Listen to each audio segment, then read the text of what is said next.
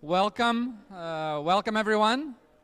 So it's a pleasure to have everyone here for the 2023 Bootstrap meeting.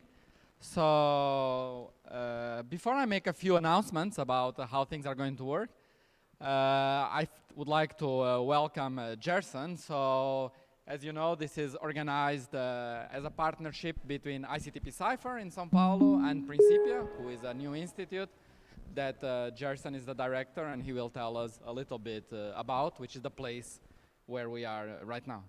So yeah, Gerson, please. Thank you. I'm going to introduce very briefly our institution. As you can see, this is our buildings in this facility. This tower in the back is the institute owns 20% of this tower. And from the proceeds of the rent comes our financial independence. We are not related to any public university. We are on our own. This is this building. I'm going to make a digital planetarium from this. What is missing are the equipment. We rely on a sponsor, which perhaps this year we sign a contract and we start the implementation of this planetarium next year. This is our research center, and this is the old house in front of this installation. It was created in 2017 to foster, is an international center to inspire and support young talents and to foster awareness of science through a digital planetarium. It is, I must emphasize that this is a privately built, privately owned, and privately operated. How come an institution like that pops out of nothing in 2017? Well, there is a foundation which supports the institution, this institute. The foundation, the planning of the foundation started the late 1940s. Scientific activity started in 1952. The objective of the foundation was to develop theoretical physics independently from public institutions. This is very important to note. The legal model is a non-profit private foundation. The scientific model was the Max Planck Institute, and the first director, scientific director, was Professor von Weizsäcker. Here is Professor Weizsäcker upon his arrival to Brazil, being interviewed by a local reporter. The first directors of the foundation were German and Japanese scientists, and the first Brazilian director took over in 1962. This is the first seminar which inaugurated the activities of the foundation. You see is applications of turbulence in astrophysics. I must say that the Board of Trustees invited Professor Heisenberg to be our first director. He couldn't come to Brazil and indicated his collaborator, von Weizsäcker. While Heisenberg was working on a new theory of turbulence, Weizsäcker was working on the spectrum of turbulence in this theory. This is the earliest preprint I could find on this work, 1946. Well, in retrospect, the planning of this installation here, of these architectural buildings, etc., started in 1998, and the conclusion conclusion was 2017. We are a self-sustained institution. We support research. We have a wonderful school of talents, and the digital planetarium will help us to in this activity of public awareness of science. You see, trips for this meeting is paid by another foundation, which is FAPESP. Perhaps you already know that. But FAPESP doesn't pay our electricity bills, doesn't pay wages, doesn't pay these expenses. We rely on those 20% of the tower for that, to be independent. This is our team, and we do not compete with much better funded public institutions in Brazil. We are small, but we are happy in what we do, and we intend to make a difference in this country. Thank you.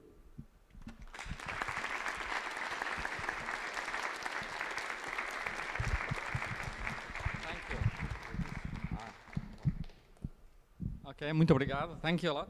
Thanks a lot. This light is red. Is it okay?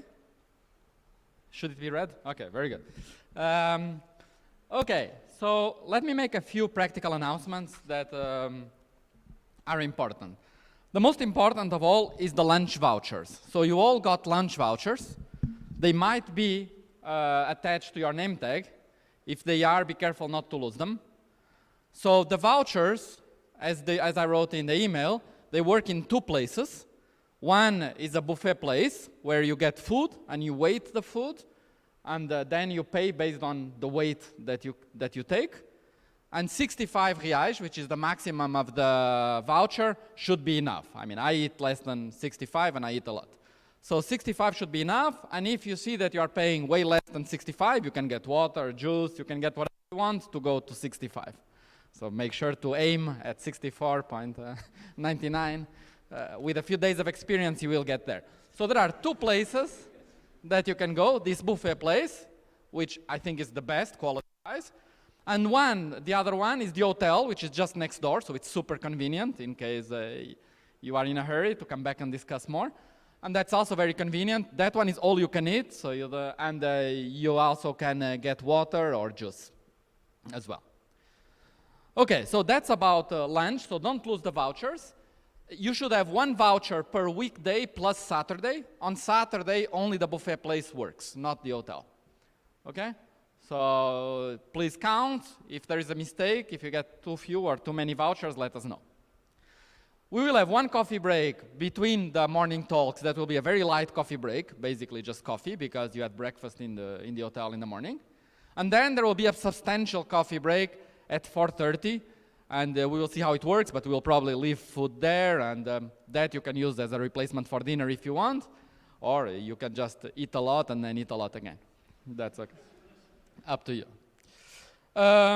So the way it works is we'll be here in the morning, and then in the afternoon we are in this research center that Gerson mentioned next door, and people can be wherever they want in the research center. So the research center has the floor, the lowest floor, at the level where we are here when we enter.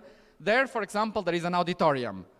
It's a nice auditorium where people can go to discuss. There are whiteboards there, but there are whiteboards spread throughout the full building, all the floors. Tables as well, offices as well. You can go and use the offices there.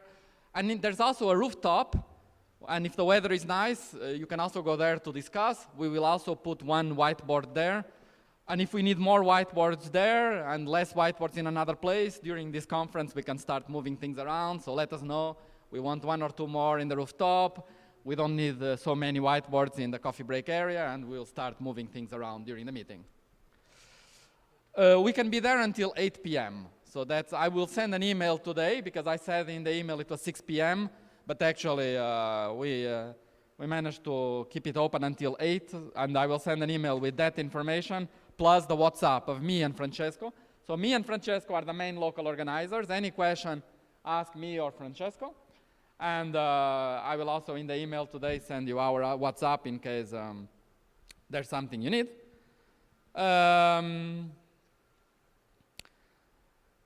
Some people got their flights delayed if you come from that came from the US, and some lost their luggage. I don't know why it happened a lot. There is a shopping mall nearby if you need to buy some stuff quickly. On the map that you got, you can barely see it. It's where the Google logo is. It's at the very bottom of the map in the center where it's written Google, there is where the shopping mall is. So you can, it's a nice shopping mall, and by the way, in the top floor there are also nice meal options in case you are tired. Of course, you cannot use the vouchers there. On Wednesday there is the dinner, and I'm assuming everyone wants to go to the dinner, but if not, do let me know, because we have a counted number, so I'm assuming everyone wants to go, but if for some reason you don't want to go, it's a meat place, but of course there are lots of vegetarian options as well, an awesome buffet, but I don't know. If you don't want to come, let me know. If you are with your partner and you want to bring someone along, it should be fine, but do let me know as well. But I think actually we have 3 or 4 spots left, so it's totally fine, yeah. So, but please come and tell me if that's the case. And I think that's it. So we are starting a little bit late, so we'll cut a little bit from the first coffee break, which anyway is just the minimalistic one. Sorry? The Wi-Fi password should be in the name tag, right? The Wi-Fi password is on your name tag, in the back of the name tag, and it works both here and in the research center. And I guess that's it, right? Yeah, so it's a pleasure to start this meeting with Gabriel, with a mini course. So as usual, we very much like to have this component of mini courses for the students, but also for us. And so it's a great pleasure to start learning about CFTs with big operators. Okay. The mic or not? The mic. The mic you should use.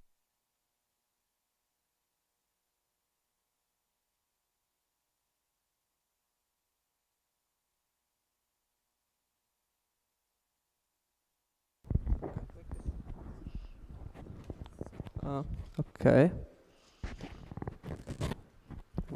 Am I putting it right? Okay.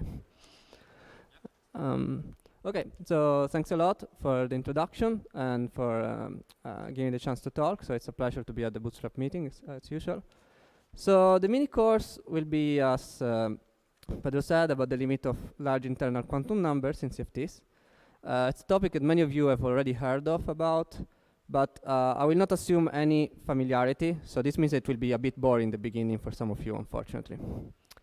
The outline is roughly starting from weak coupling. So we will study a specific double scaling limit. Then I will describe in detail how to do predictions in effective field theory. And here maybe I'll say something which is less familiar, at least to non-experts.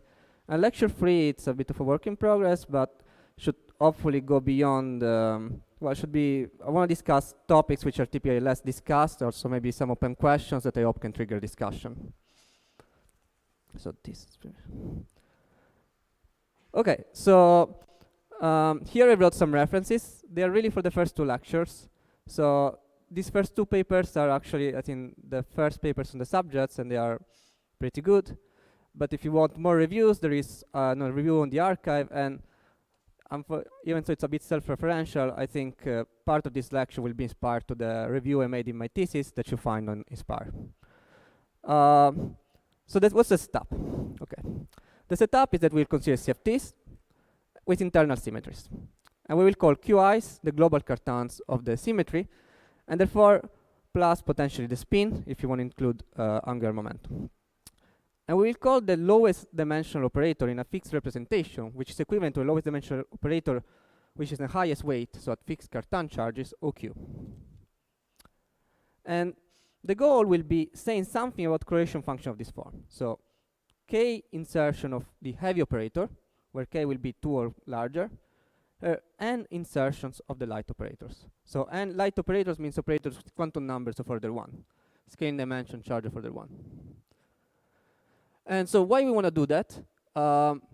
So one reason is that, as usual, when you take limits of large internal large quantum numbers, you should expect some universal features. And universal means that they will not be specific of a certain theory. Another reason comes because if you look at the spectrum of strongly coupled CFTs, there seems to be not very many organizational principles if you look at the low-lying data. But then, as it was realized first in the context of spin, sometimes you can group operators in family labeled by their quantum numbers. And even so, in the case of spin, this is associated with strong analyticity property. The inspiration for this comes from the perturbative 1/J expansion that was developed previously. So the idea will be to do the same. Let's have some physical arguments why operators should have some smoothness in their CFT data as a function of the charge, and then try to draw plots. The third motivation is the usual one, because we can, and this essentially saying that we will develop ideas that allow us to control the expansion of 1/Q. And the last one, which maybe is my favorite, is that These kind of ideas brings a dictionary between CFT data that you may hope to study numerically and properties of non-trivial states on flat space, for instance, finite density states. And these are states that you cannot easily access through the conformal bootstrap. They are not part of the CFT data naively because they are stated at finite density. They are not in the small perturbation of the CFT vacuum. But somehow, by locality, they should be related and by state operator correspondence to operators with large quantum numbers. And okay, all of this will be explained more in detail during the course. Questions so far?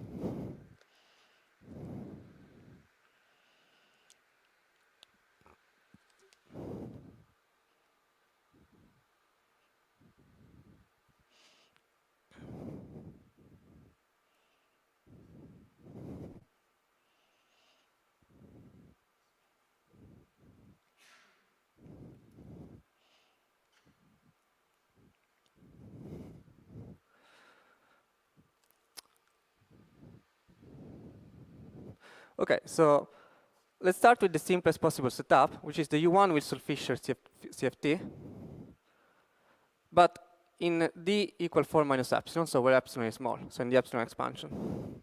So this theory, as you all know, is perturbative. It's described by this Lagrangian, where the fixed point is found at lambda for the epsilon. Okay.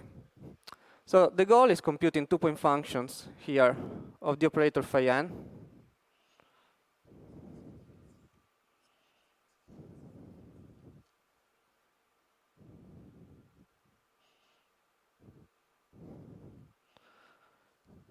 And of course, the question is, what's the scaling dimension of the operator phi n as a start? So now you might say it's trivial, it's n, the theory is perturbative, but the point is that this would be too fast, saying that, because I have to tell you how large n is compared to epsilon to be sure that the theory is perturbative. So let's start seeing why.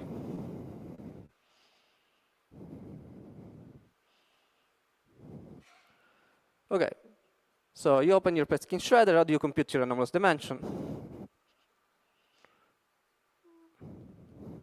So for me, phi will be the bare operator.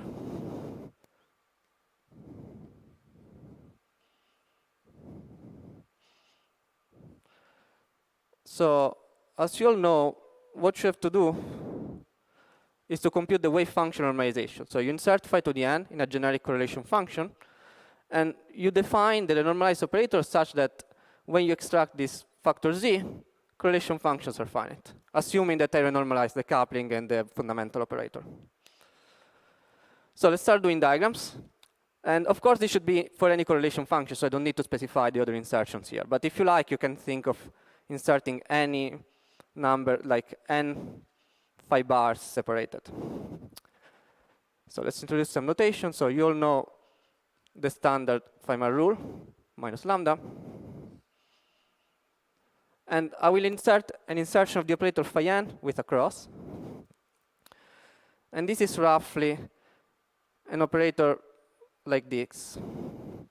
So the cross really means that I have n legs.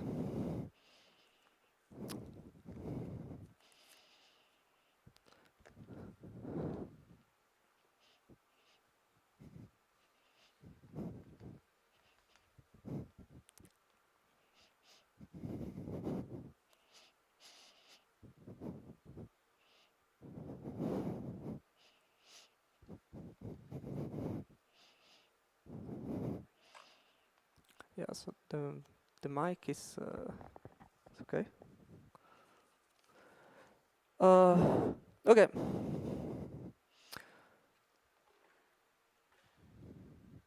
So Okay, so which diagrams contribute to this wave function at one loop? So at one loop, you can insert only one quartic vertex, and you connect it only like this to your operator phi n. So these legs here means they are connected to whatever else is inside my correlator. Okay, so this is n legs. I'm connecting two, so there is a combinatoric factor, which is lambda n minus 1. So you already see the point that even though lambda is small, I have huge combinatorics when I start doing my perturbation theory. At two loops,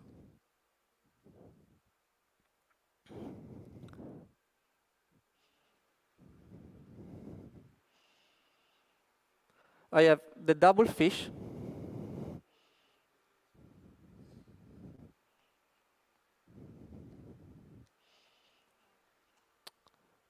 and this diagram here, and in fact many others. Sorry, and minus 1 and minus 2, and others. So you see, every time you attach a leg to your guy, you will bring a combinatoric factor of this form. And in general, at L loops, you will have a structure like this, diagram that scales like lambda L n to the 2L, lambda L n to the 2L minus 1, until lambda L to the n. Okay. So, okay, so you already see the punchline, as I already said. The point is that there are these factors of n. Now, you might conclude, just from this naive analysis, that perturbation theory breaks down where lambda n squared becomes a further 1, just because this is the scaling of the first non-trivial guy, and this is the leading one here, lambda n squared to the power L. This is slightly too fast, and you kind of see it from here. So if you're careful here, between this diagram is a factor of a half. So you see that this diagram is exponentiating really the first fish. If you are careful, you also see that the subleading powers get exponentiated, even though diagrammatic proof doesn't exist to this date. But from combinatorics at any finite number of loops, like I think 5 loops was checked. But we will soon prove it independently.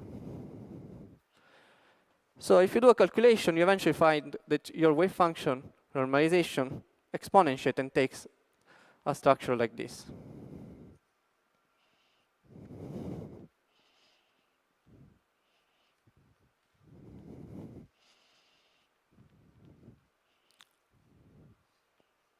Plus dot dot dots.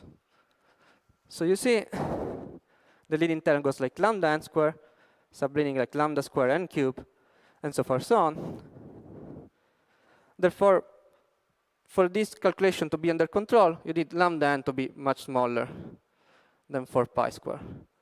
Or if you're at the fixed point, epsilon n to be much smaller than 1. Oh, yes?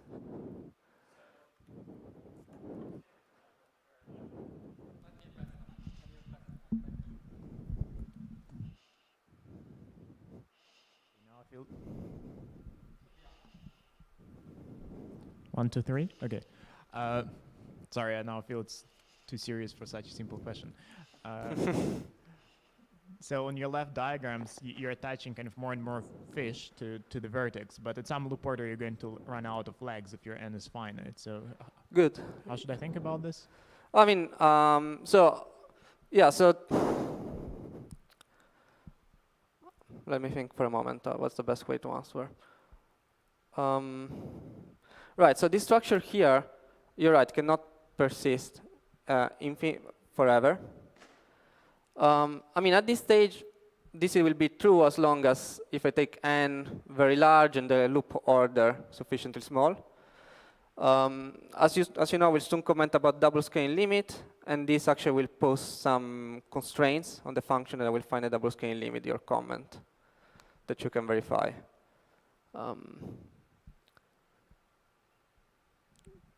Yeah, I mean, the statement here, of course, is that n is very large. So at any infinite loop order, I don't have to worry. So that's all I'm saying. But your comment will have actually implies something. But it's easier to explain it in 10 to 15 minutes. Okay, thank you. Mhm.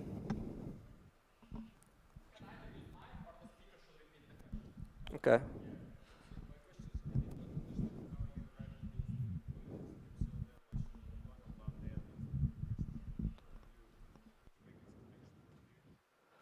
Yeah, I'm just saying that.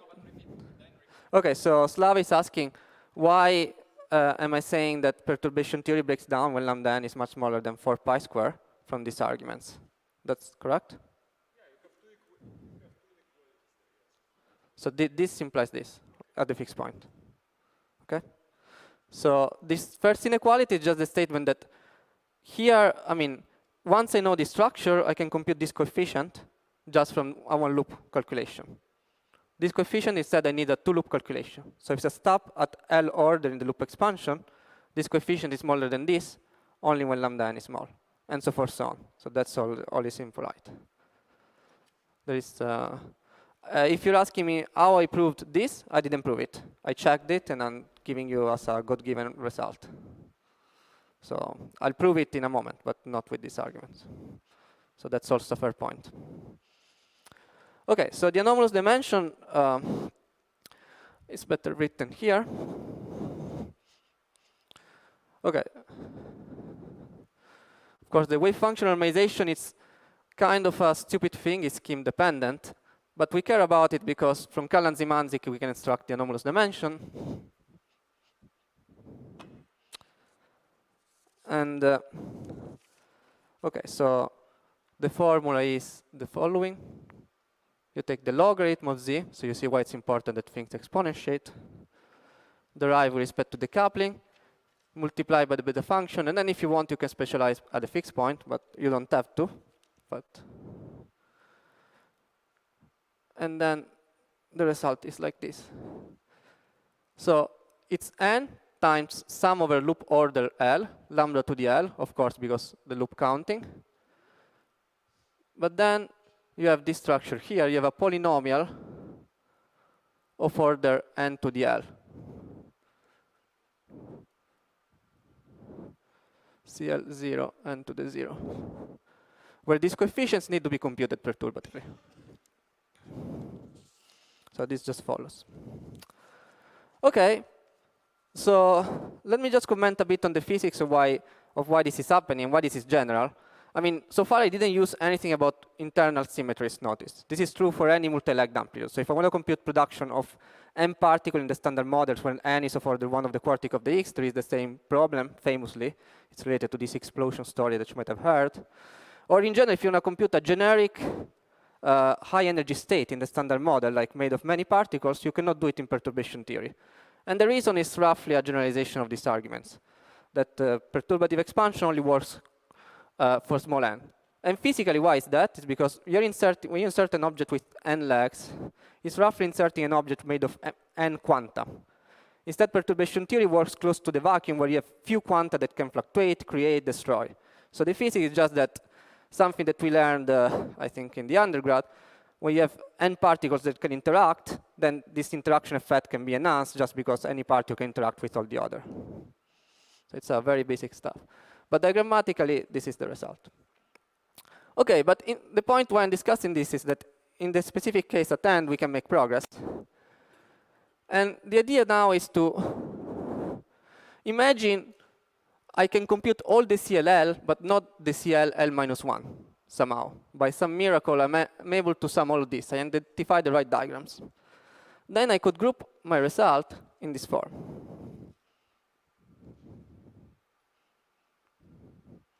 LL lambda n to the L. Then if someone else smarter than me comes and computes all this one, it will give me the second term, lambda n to the L, CLL minus 1, so forth so on. But now I see that if I know all of this term here is enhanced with respect to this in a limit where n is large and lambda n is kept fixed. In other words, if I call this function f0 of lambda n, I'm rewriting my expansion as a double expansion at small lambda and fixed lambda n.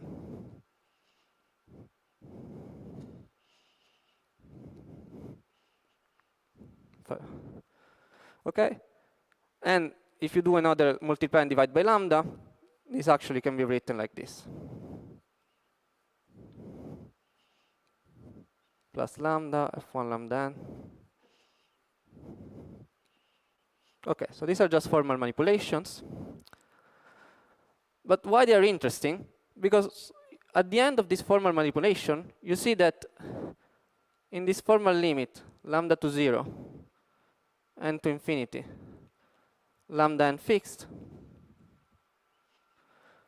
the result takes the form of 1 over decoupling times a function of lambda n. Okay, so this should be hopefully a familiar formula. Once you see something which starts in 1 over decoupling, it means that it's semi-classical. Like we're all familiar with the idea that instantons have an action scale like 1 over g squared, where g is decoupling. So this suggests that I might be able to straight away compute this function f0 lambda n rather than extracting each of these coefficients by computing many diagrams by doing semi-classical expansion. Okay, questions on this? I don't know if anyone. Okay. So expect semi-classics.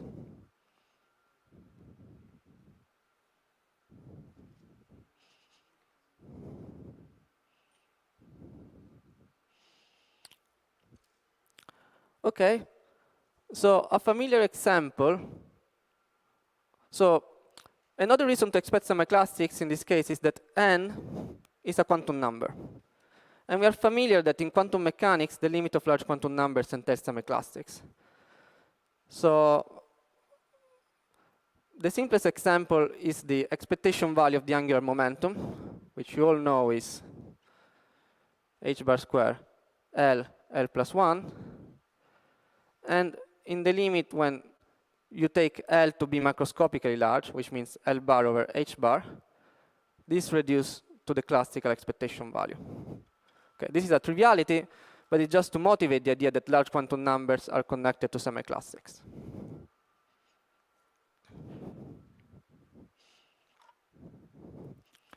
Okay.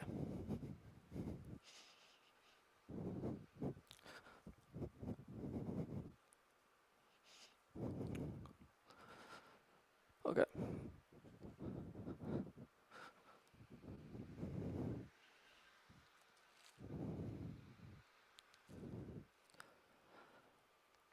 Okay.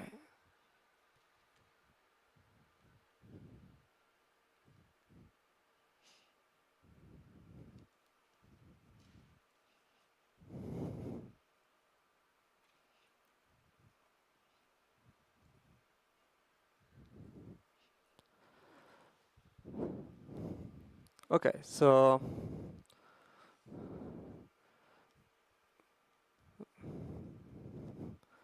let's look back at our two-point function. So here I'll make a formal manipulation, which will help us do the calculation. So this is just the insertion of the two operators in the path integrals. Integral d phi to the 4 square plus lambda phi 4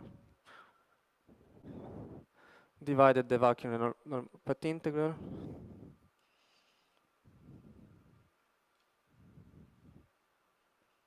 Lambda 4 phi to the 4. Okay. So the point here, okay, so let me right away make the trick. So you now can rescale your field by decoupling and exponentiate this to insertion. And you get something like this. Minus 1 over lambda. And then integral of d phi square plus lambda 4 phi 4 minus lambda n logarithms of the insertion.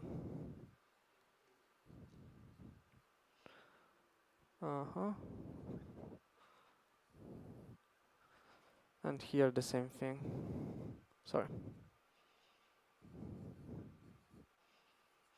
E to the minus 1 over lambda.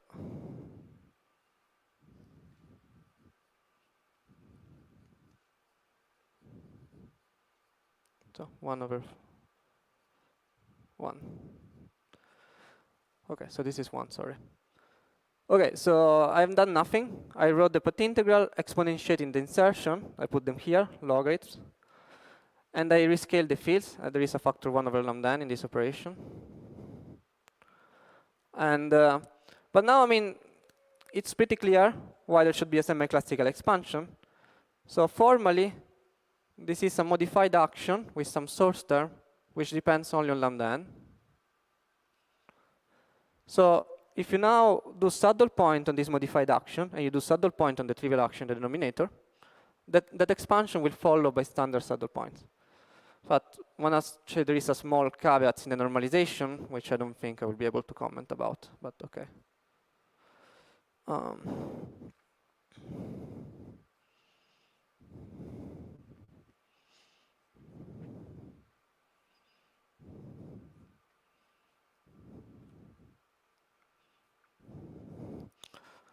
Plus gamma 0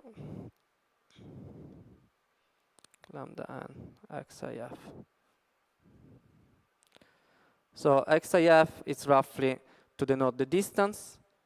And you see, okay, so this is just the result of saddle point.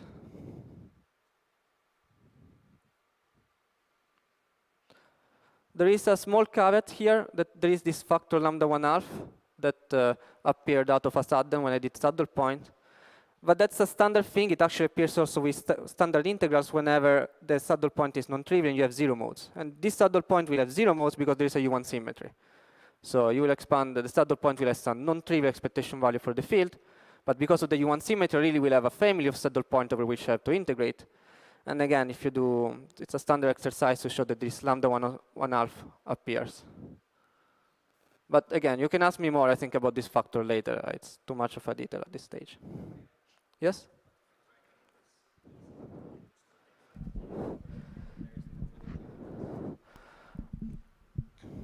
Yeah, what if we do this in Ising where there's no global symmetry, but we can still take n large? And Well, I mean, the point now is computing the saddle point and understanding how to define these operator insertions precisely.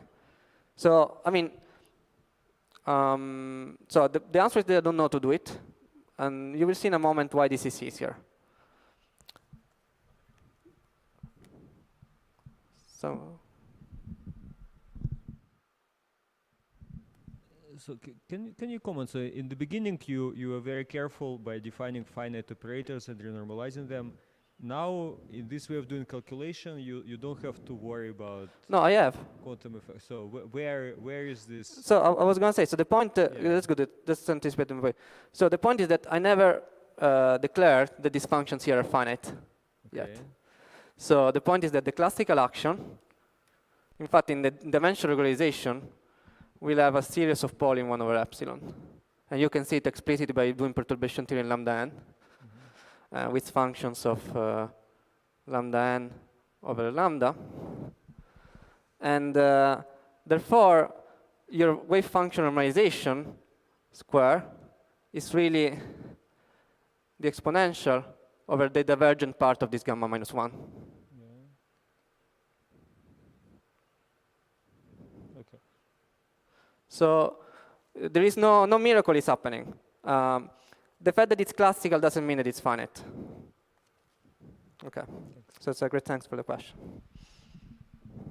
So in fact, I mean, now I mean I'll switch a bit gears in a moment, but you could compute this with function normalization precisely in this way. And notice these arguments, again, I want to stress these arguments have nothing to do with the CFT fixed point at this stage. So there was a recent paper by Rattazzi and Ansonuk, for instance, using kind of these arguments for doing some calculation in some model building scenario.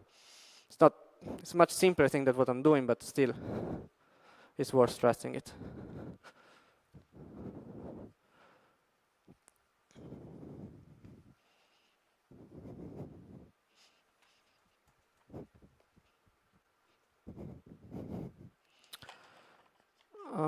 Okay.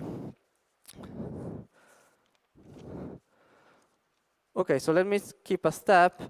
This lambda n plus 1/2 may be unfamiliar. So if I multiply and divide by lambda by n, I can trade it for a more familiar prefactor, which is n factorial. And this prefactor should be familiar because when you compute this correlation function at tree level, it starts with an n factorial just because you can connect the n legs. So it tells you that once you factorize the tree level normalization, the rest will have this structure. Here I use Stirling formula to get the n factorial. Okay. Yeah, and of course, at the fixed point, this implies the structure before. Delta n, 1 over lambda, delta hat minus 1 lambda n plus dot dot dots. Okay.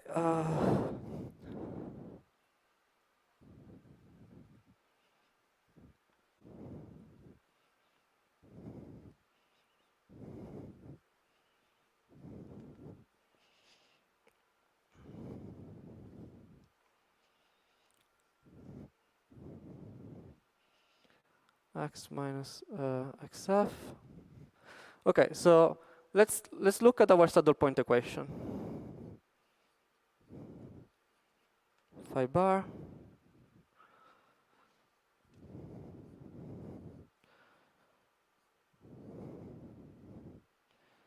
x minus xi.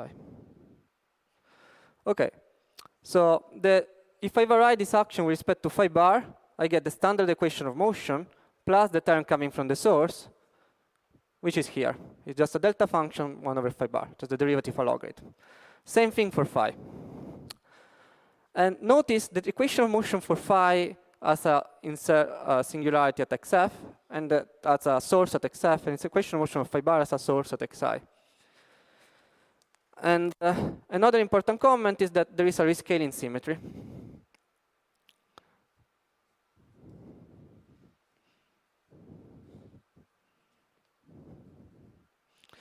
Phi going e to the I alpha phi, and phi bar going e to the minus I alpha phi bar, where alpha is complex. So this is just an enhancement of the usual U1 symmetry that you noticed at the level of classical equation of motion. So this means that I will not be able to compute phi or phi bar, but only their product somehow. Okay, so these equations may look scary. There is a delta function, there is a 1 over fi.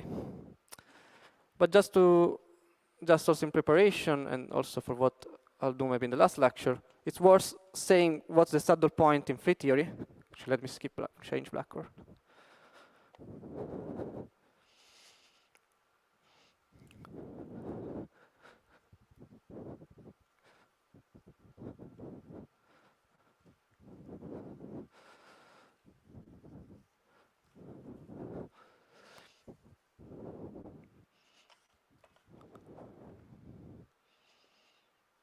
Free theory. So let me just denote it here. I have blue. So in free theory, you of course just means that you forget about these guys. Of course, free theory. Notice that since the source is proportional to lambda n, free theory is equal to the result at small lambda n. Because the source is small, the field is small, and then I can neglect the cubic. Okay, so in free theory, it's a trivial exercise. It's just green function.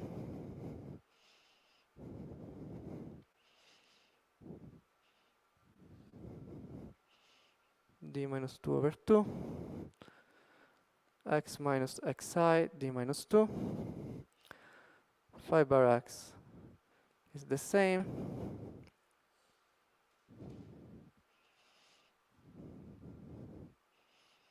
D minus 2 over 2, x minus xf, d minus 2.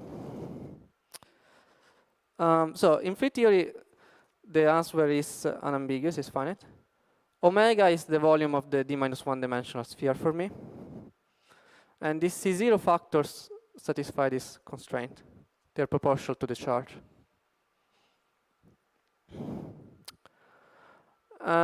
So the main point that I want you to appreciate here is that phi and phi bar are not complex conjugate to each other on this saddle point. And so this means that I'm making analytic continuation in the path integral contour when I do to this saddle. You might be worried about it, but I think we'll soon give physical arguments why you shouldn't. So until what time do we have? Just plan things.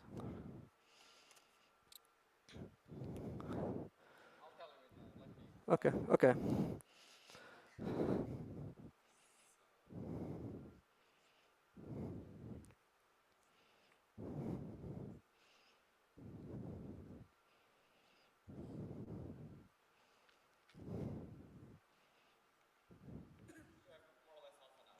Okay, that's good.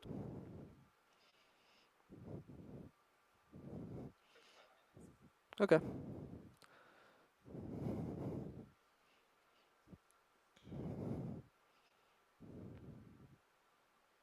I have 2 and d minus 2 over 2. Okay, so 2 and d minus 2 actually. And okay, so there's some factor here that I want to write. So okay, so the punchline, of course, is now you can plug in the action. The result should be finite. And you get precisely the right result for the scaling dimension, n times d minus 2. The prefactor, you get it right only in the large n limit, using Stirling formula again. But the point is that for what you care about the physical observable, this classical calculation actually completely reproduces Feynman diagrams. So this actually is an interesting lesson, because sometimes you think Feynman diagrams are quantum or classical effects. Maybe the lesson which emerges from here is actually quantum or classical is sometimes a saddle point dependent feature. Okay, so let's go to the non-trivial calculation, which is the interacting theory. Sorry, are there questions maybe?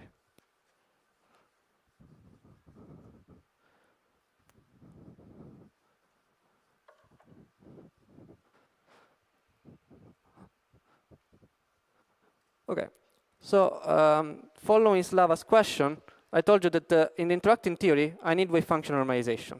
So this means that I need to regulate my operators. So I could, in principle, solve these equations restoring the quartic term in dimensional regularization. But in principle means that I'm not smart enough to do it, because, well, someone maybe is, but definitely not. And somehow, what's the issue here? So the problem is that the leading order answer for this scaling dimension is insensible to the beta function of lambda, because the beta function of lambda is lambda square. So in principle, I can compute it directly in d equal 4. And the theory in d equal 4 has a nice symmetry, which is scale symmetry, classically. So I might want to use this scale symmetry. However, I'm regulating my theory by going to d dimension. So I need to find a solution in d dimension where I don't have scale invariance or conformal invariance. And therefore, I need to be smart. There is no quick argument to find a solution. So to cure this problem, the point is that since I don't need to regulate the coupling disorder, I just need to regulate the operator insertions, let's use another regulator for the operator insertion, which is not dimreg, which will be smarter. So in other words, more physically, the delta functions are very singular objects. So I need to replace them with something I can treat.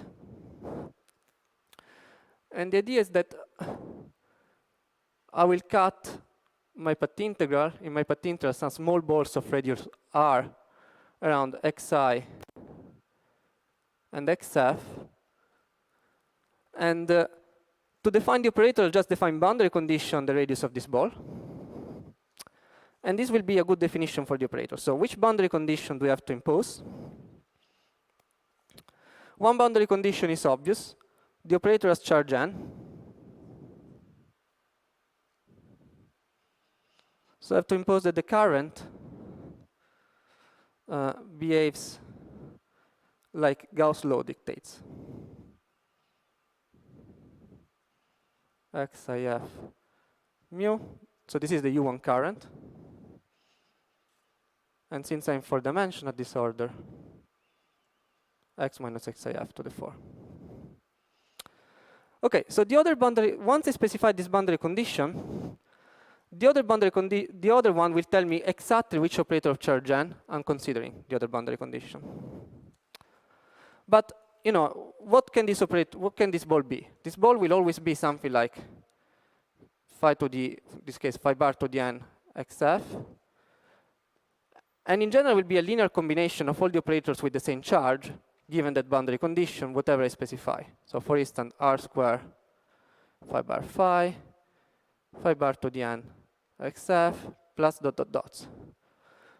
So the point is that whatever boundary condition I add on top of the U1 there, and assuming that I choose it in a way that I can project onto scalar operators, in the small r limit, I don't have to think hard. Any boundary condition will do the job. Is this argument clear? I think for me it was not very clear. What is J mu? So J mu is the U1 current.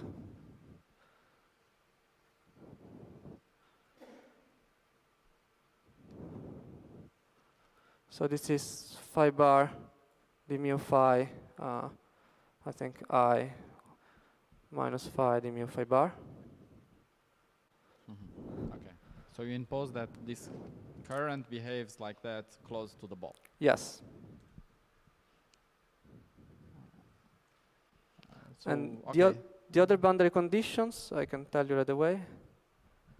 Why did you impose for the current and not the field? Good. So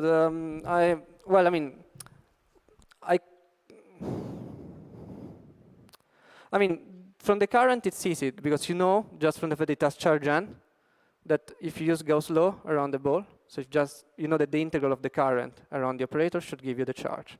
So that's what I'm using to fix this. So this is completely given by symmetry. It's easier expressed in terms of the charge. Of course, this doesn't fully specify the boundary condition, so I need to impose an extra one because I have two fields. And I'm also want to use a boundary condition which preserves this shift symmetry just because of convenience, but that's not too important. So that's why I choose this. And then I need another one, as I was saying. But maybe the important comment is that this other one, if I make the radius of the ball very small, it cannot change my result because a generic operator of charge n is a linear combination of all operators of charge n. And by dimensional analysis, we'll start with the lowest one, then the next one with r to the appropriate power, then the next one with r to the appropriate power.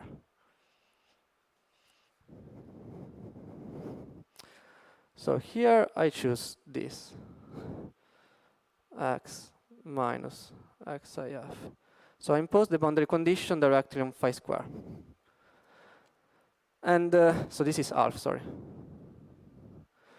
So this f, again, this is for simplicity. This f is my choice. So this factorial, if you want, you could have forget about it. But I'll tune it such that the result is simple enough and we don't have to worry about those corrections in a moment.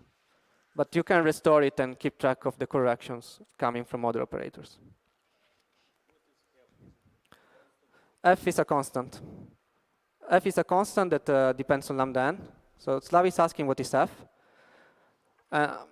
My point is that I can choose any f, but I'll choose it such that it's a constant which depends on lambda n and simplifies my solution.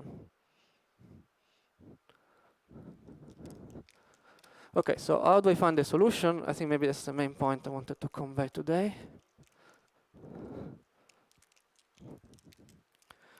Okay, so this may look a bit ad hoc. But now,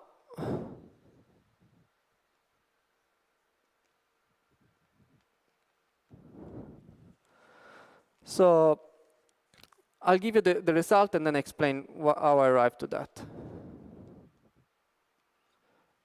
F divided square root of 2.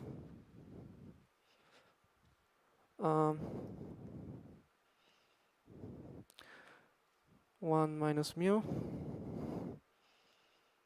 x minus xf 1 plus mu. Okay, and phi bar is equal to mu is the same by changing mu to minus mu. So this is an ansatz where mu and f are constants, and I'm assuming f is the same one there, so that this satisfies the boundary condition. But the reason why this ansatz is convenient is that it's actually enforced by symmetry. By conformal symmetry.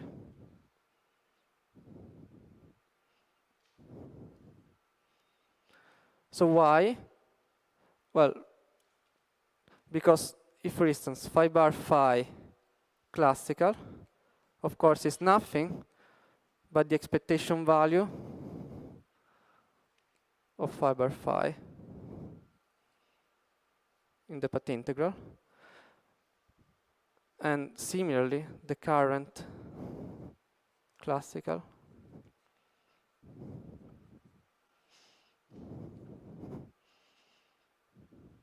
J mu x phi n xi.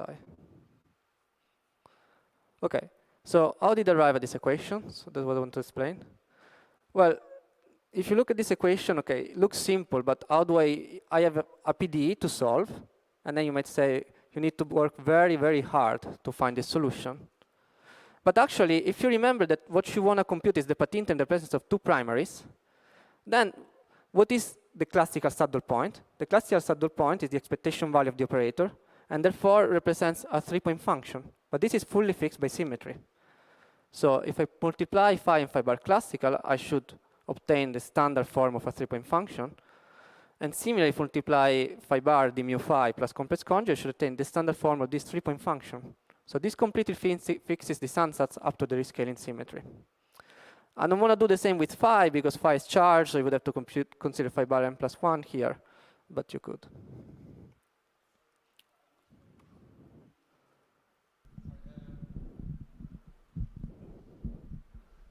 What is mu?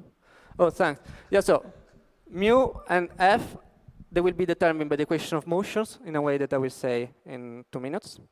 But for now, just saying that this form is fixed by symmetry. So this actually will be important because it tells you that actually, if you assume semi-classics, many things that are charged follow just from symmetry considerations. Ah. Yeah, I just can you before you erase, I asked you Sorry. not to erase, but fortunately, can you say how this ansatz agrees with what we have? in free Yes, theory? sorry, I forgot. Good. So in free theory, phi classical was singular only at xf, and phi bar was only singular at xi. So this is achieved. The free theory is achieved if you place mu equal 1. So do you know that mu will be 1 plus correction of order lambda n? This will become the free theory result. Thanks, yeah, I was planning to comment. I forgot. So again, in free theory, you didn't need to regulate your operators in a smart way to arrive at this, but the result was the one enforced by symmetry. Okay. So let's finally solve this problem. So the boundary conditions for the charge enforce this equation. Okay, so now I just apply, you can take this ansatz and plug it in the equation of motion. This you can, everybody, this is much simpler than the diagrammatic calculation I was discussing before, so everybody can do it. So the equation of motion, the boundary condition fixes mu f squared to be proportional to lambda n. This is just a statement. So this is the nether current, and this is the charge density.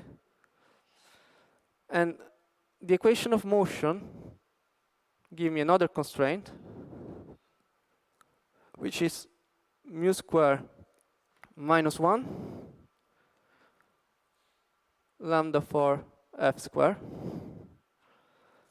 Okay, so again, if you take lambda n to be very small, f will be very small, so this term will be very small, and mu will be roughly 1. So you see that you recover the free theory.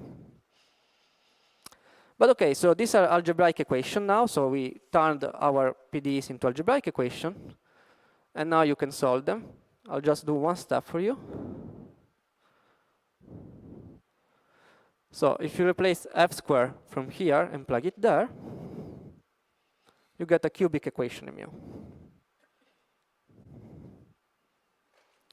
But if you remember that f squared needs to be real because it's the expectation value of phi bar phi, so this we are not allowed to take it complex because it's actually a physical observable. you have also an extra constraint here that n over mu should be larger or equal than 0. So you can check that this cubic equation with this constraint admits a unique solution. And I'm always taking n larger than 0, I should say. Okay, so now you can plug in your saddle point the solution. So from here you get, sorry, I should say from here the result is that you get mu as a function of lambda n exactly, and f as a function of lambda n exactly. The solution, okay, there is an explicit solution, it's not very extractive. This will be at leading order just the classical action. So there is some normalization, which I will not write, but you can compute, which goes like r to the 2 delta n, and precisely xif to the 2 delta n. So this comes, again, just by plugging in the classical action. And our end result is that delta n is n half 3 half mu plus 1 over 2 mu. And if you remember that mu is a function of lambda n, this is precisely n times some f0 of lambda n. Okay. So this is the calculations. Are there questions before I comment on its meaning? Yes?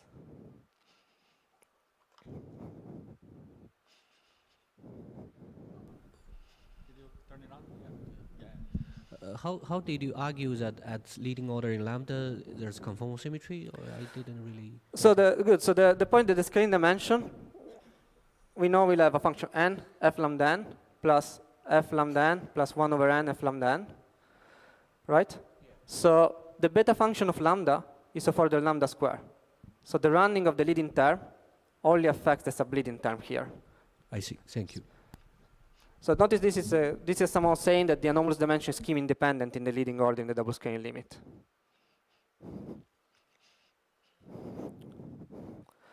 Okay. Okay, the physics of these results, and then maybe, okay, then we will see, depending on time, if I'll have to stop or not, but just last 2 comments at least.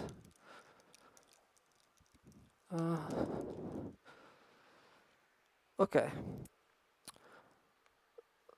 Okay, so let's look at this solution as small lambda n first. So small lambda n, we already said, mu starts from 1. And if you plug mu equal 1, you find delta n equal n. In fact, you can work slightly harder and get this expression.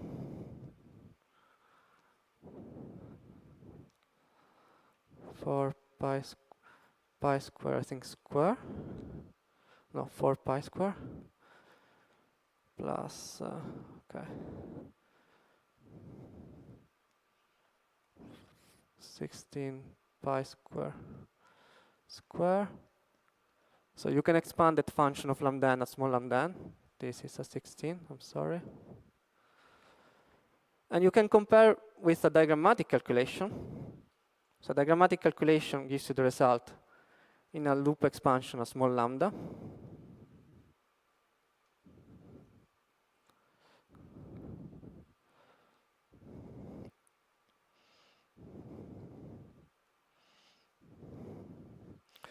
Pi square n square minus n minus 1/2 over 2. So okay, so if you do the standard diagrams, this is what you get. And now you see the diagrammatic calculation at each order in lambdas, we said that's various powers of n, and the leading powers of n match precisely what we got. So this gives us confidence that what we are doing is correct.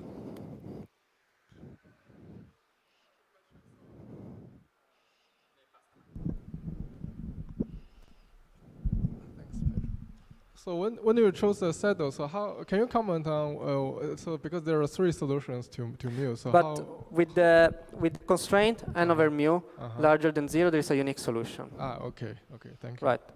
So that's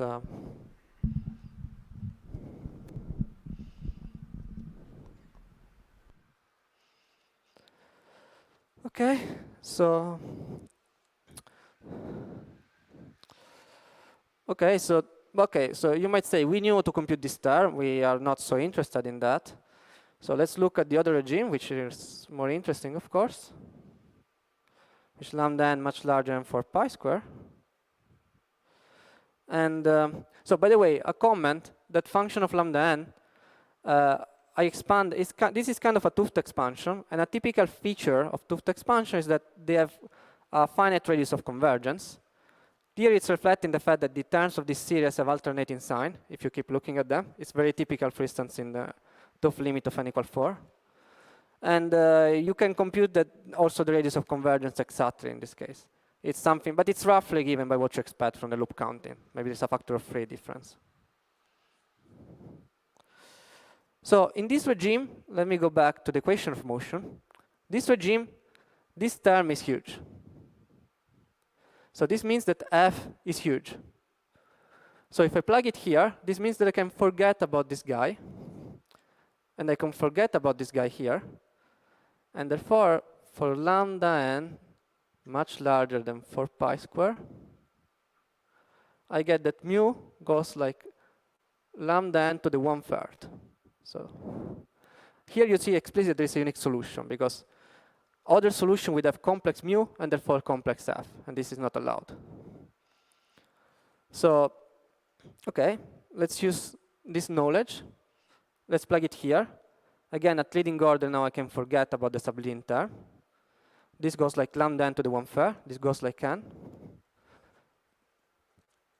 So the end result is a weird power.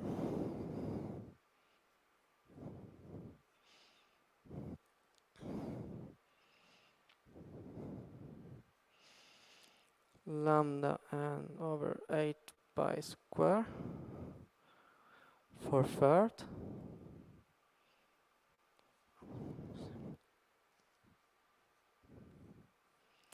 Lambda n over 8 pi square 2/3. Okay. So the leading order goes like lambda n to the 4/3. So this you might have, this was hard to guess from this series, but from this calculation you see it. Actually, it's also interesting that the expansion runs in powers of lambda n to the 2/3. And we will explain it in a moment. More in general, in d-dimension, the expansion is in lambda n to the power 2 over d minus 1. In 1 over this, of course.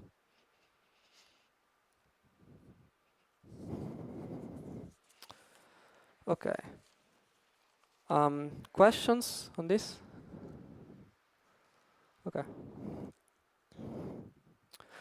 Okay, so before I give a physical interpretation of this result, let me say something. So one reason why I wanted to present this calculation is because this double scaling limit exists in many other examples, supersymmetric theories, superconformal, or and there is by now a huge literature on this double scaling limit. So I think this is the simplest example, and the physics is always roughly the same. There is a non-trivial saddle point dominating the limit, and you can do calculations. Of course, details can vary. For instance, this power to the 4/3 in some model can vary. And another thing I think that this calculation makes clear is that the same procedure should work for higher point function of large charge operators, like 3 and 4 point function. However, in this case, the argument that the saddle point is fixed by symmetry will not work. So you'll have to work harder to find the saddle point. That's the only difference. But otherwise, the logic is the same. Okay, so how much time do we have? So I just...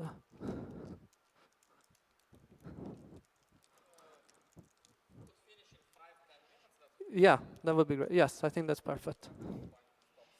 Yes, yes. So I think 10 minutes, I think, is perfect. Okay, so again, cylinder interpretation.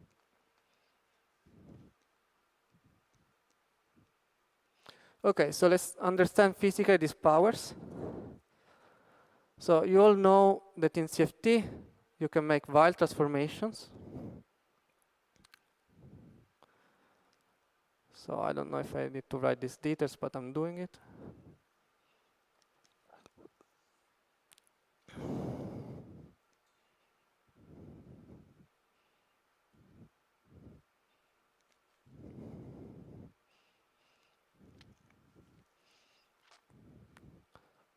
Okay, so this is familiar, I guess, to everybody in the audience. You can rescale a flat space to the cylinder, where the time coordinates on the cylinder is tau is given by the logarithm of the radial coordinate. And the field on the cylinder is just rescaled by its scaling dimension. So phi on the cylinder is related to phi in flat space in this way. Okay. So now we can understand our saddle point in this from the viewpoint of the cylinder. So to understand your saddle point, you take the formulas I wrote, set xi, the first insertion point, to 0, and the other one you send it to infinity. And the saddle point is actually very simple. Phi cylinder becomes f e to the mu tau divided square root. This you can check. And if you do a weak rotation, this is a natural physical interpretation.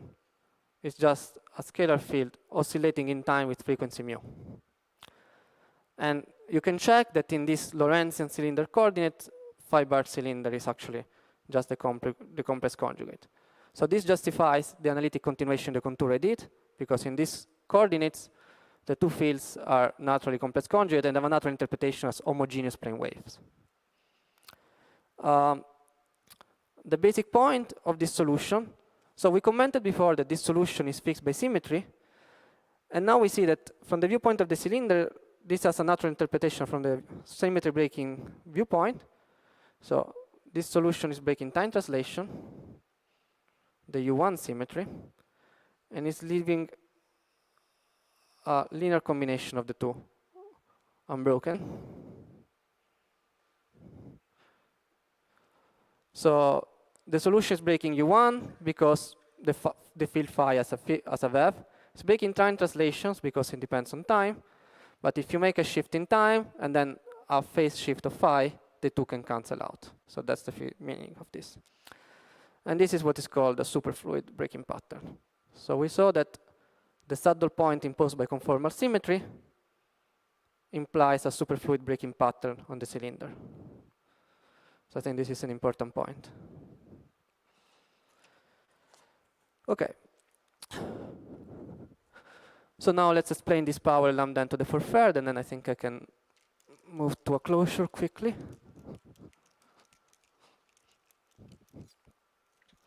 I think many of you have heard this, so it can be quick.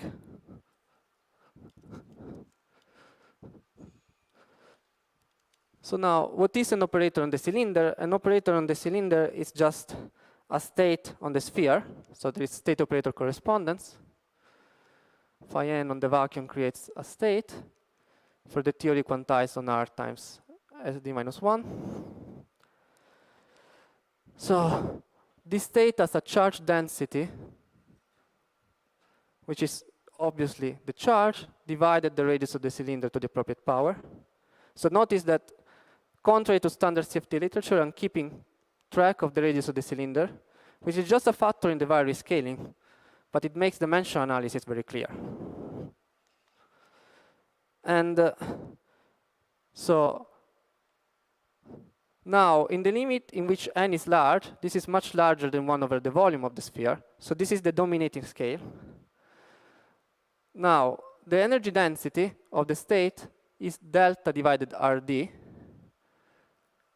Just RD minus 1 is the volume, and 1 over R is the energy.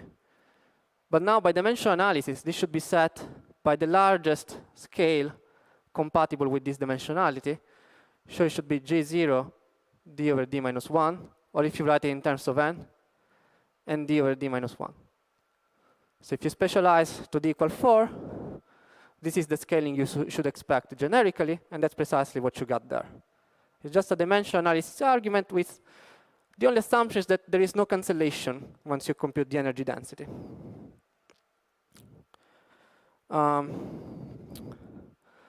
Okay, so this also, the last comment concerns fluctuations, if I have time.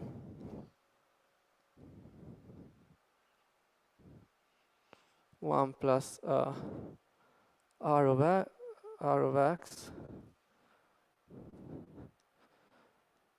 e to the mu tau plus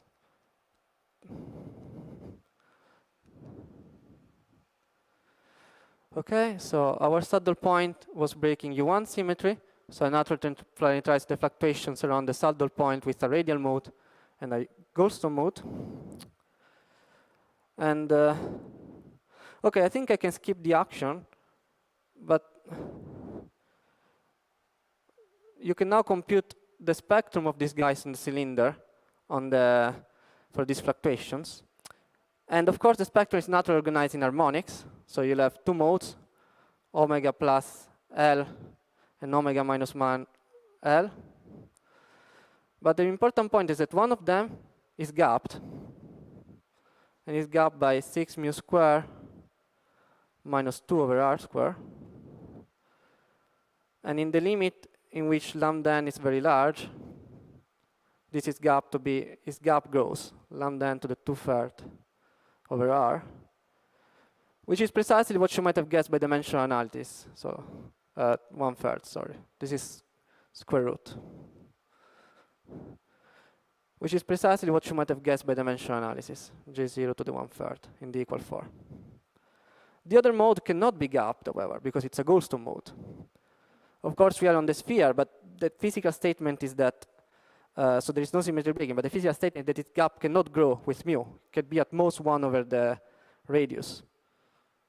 So its zero mode is actually gapless. And that's because there is a Goldstone. And of course, you can compute the exact expression of these guys, and state operator correspondence tell you that these guys creates new operators whose scaling dimension you can predict exactly in the double scaling limit.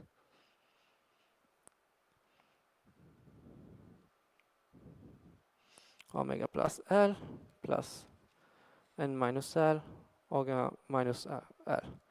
And again, these two calculations, this is a trivial calculation, but this omega plus, omega minus, a function of L. I'm not writing them, but they are exact functions of lambda n. And so for you're predicting the scaling dimension of a whole bunch of operators from this formula, which are just Fock states excitation from the viewpoint of the state operator correspondence. And you can again check with diagrams. So you know in particular that you need descendants in your theory, and this is accommodated by the fact that the L equal 1 mode of the Goldstone has actually is a vector and has energy 1. So this means that creating an L equal 1 mode of the Goldstone corresponds to acting with a derivative on your operator. Okay, so this may be, okay, so are there questions? I think this is a natural point to stop, so. Perfect, okay, let's thank Gabriel.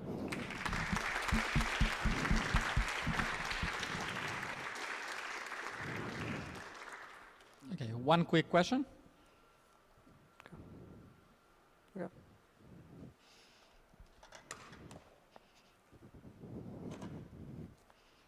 No? I wanted to say something. Yeah, please ask one question because I have to remember what I wanted to say. Okay, there is one question there at the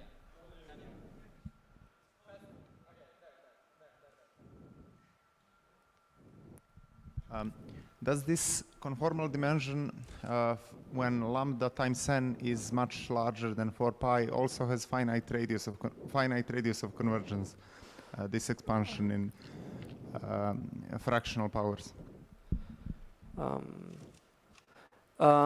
So, okay, so in this case, let me just think. Let me remind myself. No, so in this case, I think yes, but it's an accident of the tree level. At one, so if you add the one loop, so the one loop there will have a similar, so will be lambda to the 0 times a similar expansion.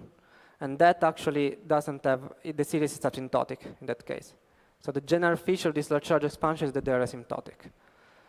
Do we understand why from the physical perspective? Or? Right, so there is a physics, so this will be clearer tomorrow, but the idea is that we can reproduce this expansion from effective field theory. And effective filter expansion are asymptotics. Essentially, they do not travel non-perturbative effects suppressed by the masses of the heavy modes. So that's a good question. Yeah, maybe a small comment, because I promised an answer to Peter and I didn't give it. So once you compute these delta n's, so the leading delta -1, delta 0, all the function of lambda n's, as Peter said, at some point this perturbative expansion should stop because the number of legs finishes. So this means that this puts a constraint on the large order behavior of the small lambda n expansion of each of these double scaling function, because they should parametrically cancel each other. And you can check it, like between the 3 level and 1 loop, we check it numerically that this constraint is there because of this cancellation. Very good. So before we thank, let me just tell something. People should leave always through the bottom. So whenever people leave through the top, when they come back, they fall. It always happens. So let's not use the top door. Let's always use the bottom door. Okay? So it's deterministic. People use the top door, people fall. So don't go through always use the bottom entrances during the conference. And let's come back in half an hour. The coffee break, you go up the stairs and you enter the building across, which you can now take this next half an hour to explore a little bit. So it's where we are going to be in the afternoon. Okay, so let's start at 11:30.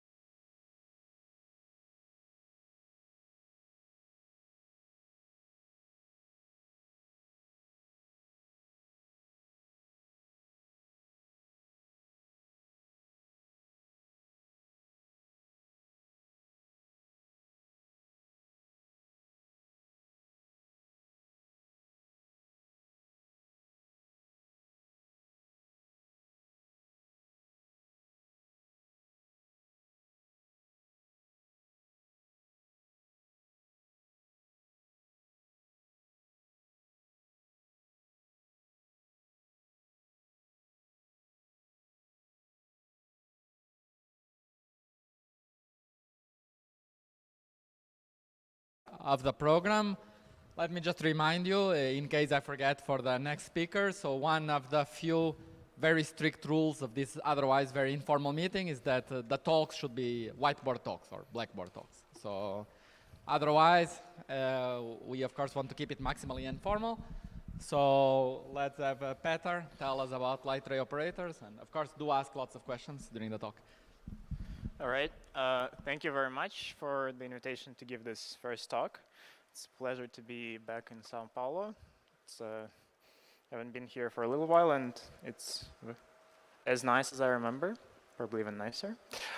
So today I'm going to talk about some work in progress with, it's kind of two separate but similar projects in some ways. One is with Johan Henriksson and Brett Ertel, and another is with Jeremy Mann, who's here. And generally, okay, so this is work in progress. I should warn you that I might not be super precise in whatever I say. I might not be able to answer all your questions, but please do ask questions, and I apologize for any vagueness. The general topic of this work is trying to understand higher twist operators in conformal field theory.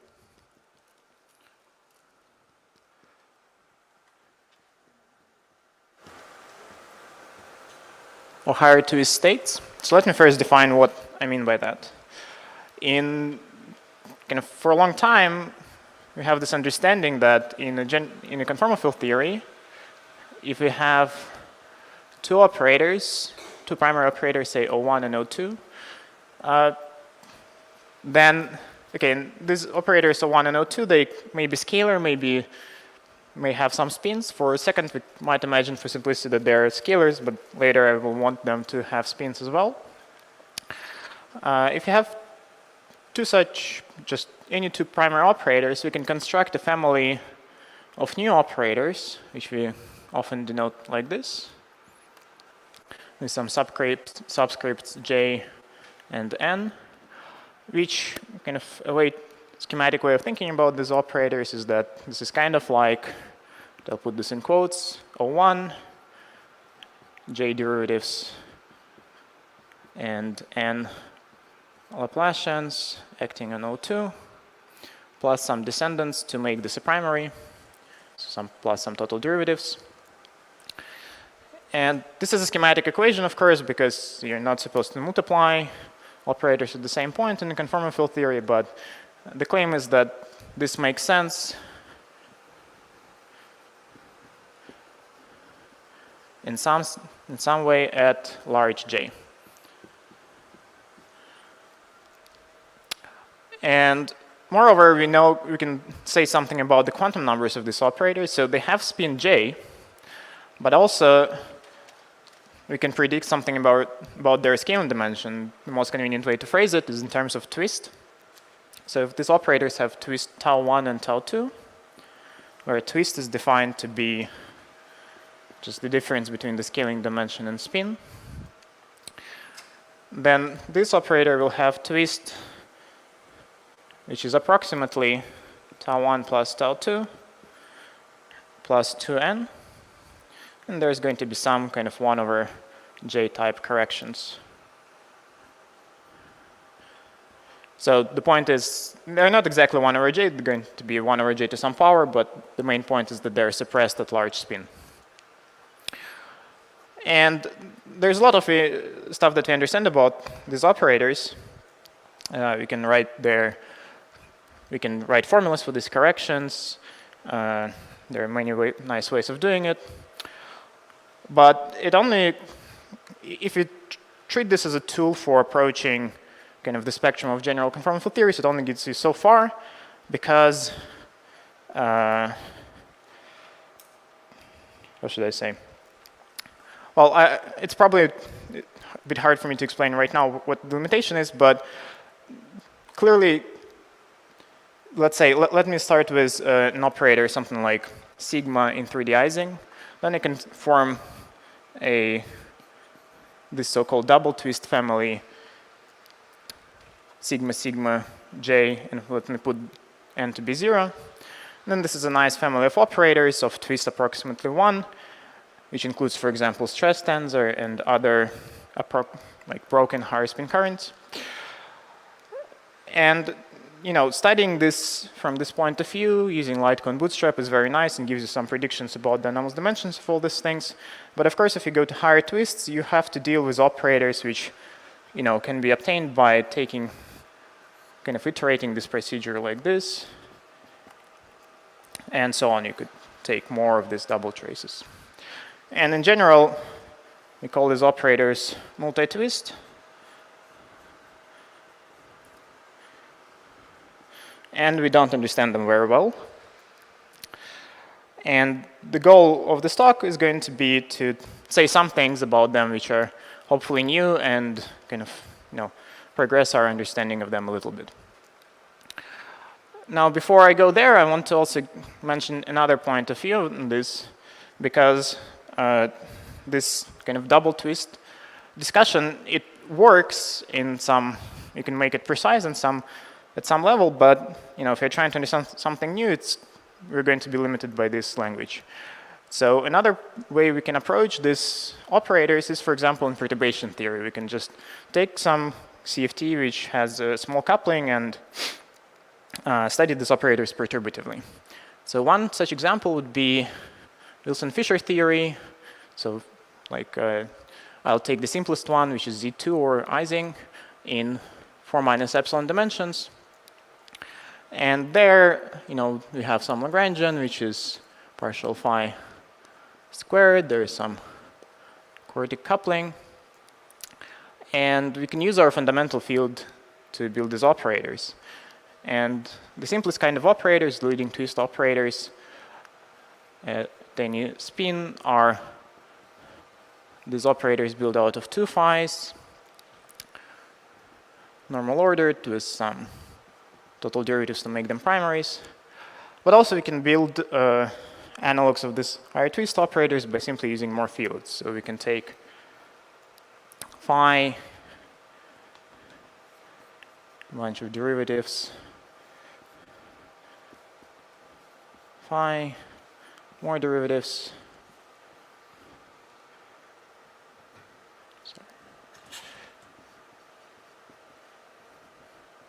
for example, using 3 of them, plus, again, some descendants to make this into primary, and so on. So these two languages are kind of similar, but the distinction is that here we're relying on some large spin asymptotics. Here we don't have to rely on large spin, we're relying on weak coupling expansion. So in particular, we know that all these operators exist and don't have to go to large spin. And so this is the kind of objects that I'm going to be discussing.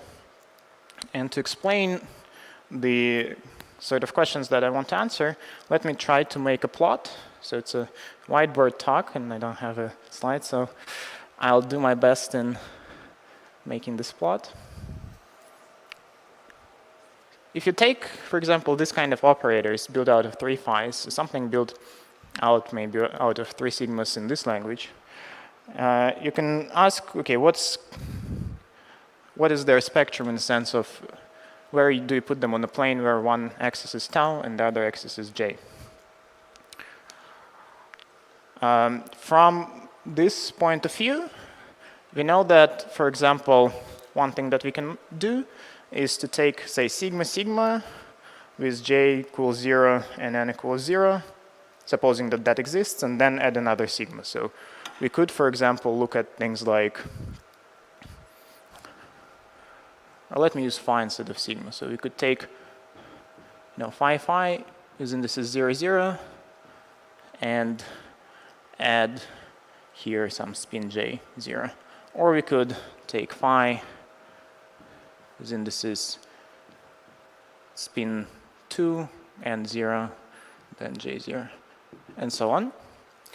We could look at such families of operators parameterized by j. And at large spin, we can predict their behavior from this discussion of Litecoin Bootstrap. And if you put them here, then what we know is that, for example, this guy, its twist is going to go to twist of phi plus twist of phi squared, this guy, its twist is going to go to twist of phi plus twist of stress tensor at, so everything at large spin. So they're going to form separate trajectories that I can put here. So for example, if I put twist of phi squared somewhere here, maybe twist of t somewhere here, and I might not necessarily order them correctly, but that's not important. Huh? So then I'm going to have some sequence of operators, approaching this twist at large spin. And oh yeah, sorry, twist of phi plus twist of phi squared, yeah. And of course, for this trajectory, I'm also going to have some operators approaching this line, but now I actually cannot make the spins smaller than 2. So in fact, these operators will start at a larger spin. So they're maybe going to start here, and go something like this. Well, I'm not placing him quite well, but you get the idea. And then, I could go on, and then I'll get more families. They're going to keep starting later and later, asymptoting some other things. And if you look at the actual data in some toy models, then you can see that they kind of start getting denser and denser here. So this is my best artistic attempt at depicting what this spectrum might look like, but the idea is somehow that there is this mess of operators, and it has a bunch of properties. So one property is that, in principle, at large spin, you're sort of supposed to be able to isolate things which look like this. Just based on this Litecoin Bootstrap, that's something that we expect to be true. So if you take this mess of operators, keep going to the right, you should see that you draw this line, you should see that there is some well-defined family approaching it. Another point is that the number of operators that you have at a given spin. So if we fix, for example, this spin, I know we can imagine that this is spin 12. Then there is 4 operators. If you go to spin higher, maybe something like 16, you'll have more operators than at spin 12. So number of operators grows. And there are 2 ways of seeing this. So one way of seeing this is from here, as I said, if you look at some double twist operators, which you give spin k here, but then here you make total spin j. You cannot make j less than k. That's one way of seeing this. Another way of seeing this is that in this picture, if you imagine just a perturbative description of these operators, there is a counting problem to be solved, how many of these expressions are independent. And then you can show that here the number of operators grows approximately as not approximately, it goes exactly as j over 6 plus some order 1 corrections which depend on specific kind of modulo 6 properties of j. And here, by the way, you can already see the first limitation of descriptions of this kind, because if you actually count operators in this perturbative theory of this kind, built out of 3 phis, you'll get that their number grows as j over 6. This 1 over 6 is hard to explain from this point of view. Naively, you would expect in Litecoin Bootstrap that you should be able to start this operator, say if you treat this from the point of view into something like inversion formula, you should be able to start your double twist operators from the spin of the from the sum of the spins of the constituents. And if you do that, then you would expect the number of operators to go something like j over 2 or something like this, but not j over 6. This 1 over 6 is hard to get, and this j over 6 comes from the fact that secretly building this operator out of 3 identical phis, and this construction is blind to it, because once you take in the first double twist, you kind of forget what it's made of. Then you add the third one, you cannot, in that formalism, explain that this is actually the same field. So you can see already here that there is some limitation to the usual double twist story if you try to apply it quite too literally in these situations. But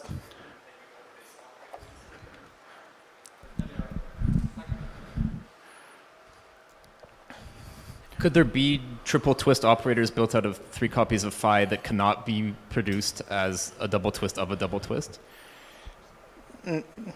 I don't think so. Just that each given trajectory is going to start at some place that you don't quite expect, perhaps, from the usual story. I'll say a bit more on this. So, so this is the general picture, and what I want to do is I want to address 2 questions about it. So the first question is this question of growing operator number. This is, and this was noted before in the literature, this idea of kind of number of operators growing with spin is a bit in conflict with the idea of analyticity in spin. So this n, which grows, kind of doesn't work very well, naively at least, with the idea of that spectrum should be analytic in J.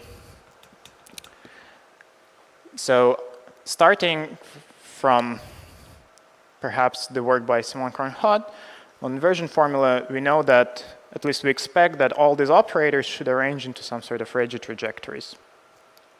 So if you kind of eyeball here, you can imagine there is a trajectory going like this, and then perhaps, I don't know, maybe there are trajectories going like this, and so on. And at the first glance, there might not be a problem with this. So, for example, this trajectory starts at this local operator and continues. And perhaps, you know, it does have an analytic continuation to smaller j. It just doesn't have any local operators in it. By itself, it's not a problem. However, if you try to kind of take it more seriously and go to formulas with it, then you see that some things which are perhaps a bit strange should happen. And I'll clarify what that is. So that's one question. And the other question is, we can use light cone bootstrap to understand the behavior of this spectrum if you follow kind of sit-on-one trajectory and follow it for a long distance to large spin, and then you can use the light cone bootstrap. Is there anything else in this plot that we can understand in a perhaps similar way? And, well, not in a similar way, but in some controllable way, maybe we can control the behavior of some other part of the spectrum using some sort of large spin ideas. So I'll try to say some words about it for the states which are kind of the lowest energy state, if you wish, at given spin. So kind of this region, the region where you start having local operators in each trajectory. So these are the 2 questions, and they're kind of related in that they all sort of have to do with the question of when does this start. So I'll now start writing more annoying explicit formulas, I guess. Any questions before I do? Great. So let me start with the first problem. So why is it a bit confusing to suppose that something like this happens, that you can have these Regge trajectories, which are analytic curves, but then they start having local operators on the given spin? So,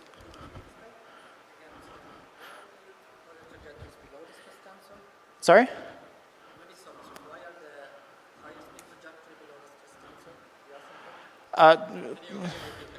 Yeah, the question is why are there trajectories below the stress tensor, and the answer is that, as I said, pretend that this is not stress tensor in some other operator. This is the general picture. This wasn't supposed to be too precise. Maybe, maybe you have to throw out the stress tensor out of the sequence, put it somewhere else. But in general, the idea is that if you look at the twist of just this guy, then as you increase this number, it will eventually fall into pattern where you just get, some accumulation point at 3 tau phi here.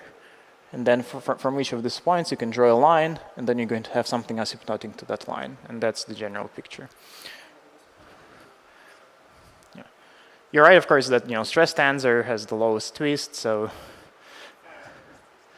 phi has lowest twist, but there's of the Z2 even operators, stress tensor has the lowest twist, and so on.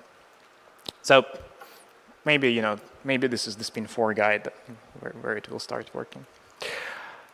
OK. Huh? All right, maybe the statement is that I should reverse the picture, and actually in that case it should go up. So yeah, just reverse there. If you want to discuss the density and so on, of course it doesn't matter. But at the last part, you said that you're going to discuss the properties of operators which have lowest twist or largest twist. Or largest twist. Okay. I just want to talk about this edge of the plot. There's going to be the edge of the plot where kind of the trajectories start. It could be flipped. Yeah, probably everything has to be flipped, including the convexity of these lines. And then it's going to be it's probably going like this. Yeah, okay. Yeah. Sorry. You should just invert the direction of the tau. Yeah, that's what I was saying. Yeah. So, all right. I'll use the more conventional direction of the axis. Yes. Yeah. Sorry about that. I mean, the reason why I made this mistake, hopefully I'll have time to get to it, is that you might think that energy, if you think about this as some kind of interaction energy between something, you might think that the sign of that energy matters for any physics, but the answer is it doesn't. And hopefully I'll explain why. OK, so let me first say some words of this problem with the growing number of operators. And the basic reason for why this is sort of a problem is that, we have more or less precise statements which relate these Regge trajectories and local operators at integer spins. And basically what we need to check is that whether this assumption is kind of consistent with this statement. So do the statements, like these formulas that we have, allow us to actually miss local operators on this trajectory. And kind of our most precise statement is the inversion formula, which has this schematic form. So it computes some function c delta j as an integral of a double commutator in a 4-point function with some conformal block. It's not important, kind of the details are not important, but the key point is that spin j enters into this equation in some way which is explicitly analytic, and then you prove that this is analytic for real part j greater than some value determined by the theory. So again, the details of this formula are not super important, except that this function c delta j encodes, it's analytic in j. It encodes the, for integer j,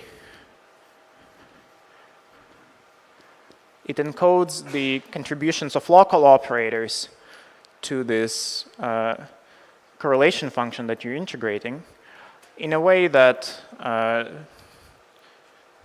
we know that c delta j has poles at the positions, at the scaling dimensions of the local operators, and I'll call this local operator O, and the residues are the products of the OP coefficients. So in this case, it would be phi O1, O2, O, and then there is a phi F, O3, O4, O. So the key point is that you can compute these, this function more or less given the local operator spectrum at integer j's as a function of delta. But now the analyticity of this in j suggests that really what happens as you analytically continue in j is that these poles start moving. So this delta becomes some analytic function of j. And this OP coefficients, okay, this becomes some residue, which is also an analytic function of j. And the point here is that, the reason why I'm saying that the poles start moving, not just like they disappear, is because in analytic functions, the poles cannot just disappear. As you analytically continue in j, the poles have to survive. And then we have a contradiction here of some sort, because let's say if you look at this spin, then here we have maybe, okay, let's pretend that was 3 operators. So at one spin we have in kind of complex delta plane, we have, say, 3 nearby poles. And then as you lower j, so kind of analytically continue this function in j to a lower value of j, then you suddenly, in this group of poles, have only 2 of them. So and the question is, how did that happen? So what happened to this pole over here? So this is, for example, maybe for j equals, I don't know, 14, and this is for j equals 12. So this is the tension in some sense, and kind of the reason why is there a tension is because if you kind of make this, I don't know, not 13, but not 14, but maybe 13.9, it should still be 3 poles. The pole cannot just disappear. Maybe it moves somewhere, but it cannot go away. And so that's the basic tension, and there are 2 scenarios you can imagine for how it happens. So one scenario is that perhaps this pole just goes away somewhere far and you don't see it anymore, which would correspond in this plot to saying that, for example, when this trajectory ends, stops having local operators, it does something stupid. And you somehow don't see it, this trajectory, as you come to the lower spin. That's one suggestion. Another suggestion is that you actually still have this pole, it just happens to have a residue at spin 12, which is 0. So the poles can survive if their residues vanish. Alternatively, they have to, if their residues don't vanish, they have to kind of disappear in some other way. So, Sorry, if the pole disappears in the complex plane, so what is that you're plotting? Is the real part something? I don't know. Okay. Since that's not an answer, I cannot tell you what it does, because it doesn't do anything. Yeah. Can the poles disappear in pairs because they annihilate? You mean something with positive residue, something with negative residue? So come together and... So the reason why pole cannot disappear is that you can compute a counter integral around it. You know, you're computing it in a region where you don't have poles and things are analytic. And then you know that there is a pole because the counter integral is not 0. So the sum of residues has to be an analytic function. Now, okay, the only thing that 2 poles can do is that they can disappear if they kind of meet, and then their residues cancel. But then they kind of have to stay that way because this happens, you know, you also have to have this happen. In any case, maybe you could try to invent something. The answer is that it's not what's happening. So you could imagine this scenario, maybe some other scenarios, but turns out that, at least from what we can tell, is that this scenario is realized where the residues start vanishing. And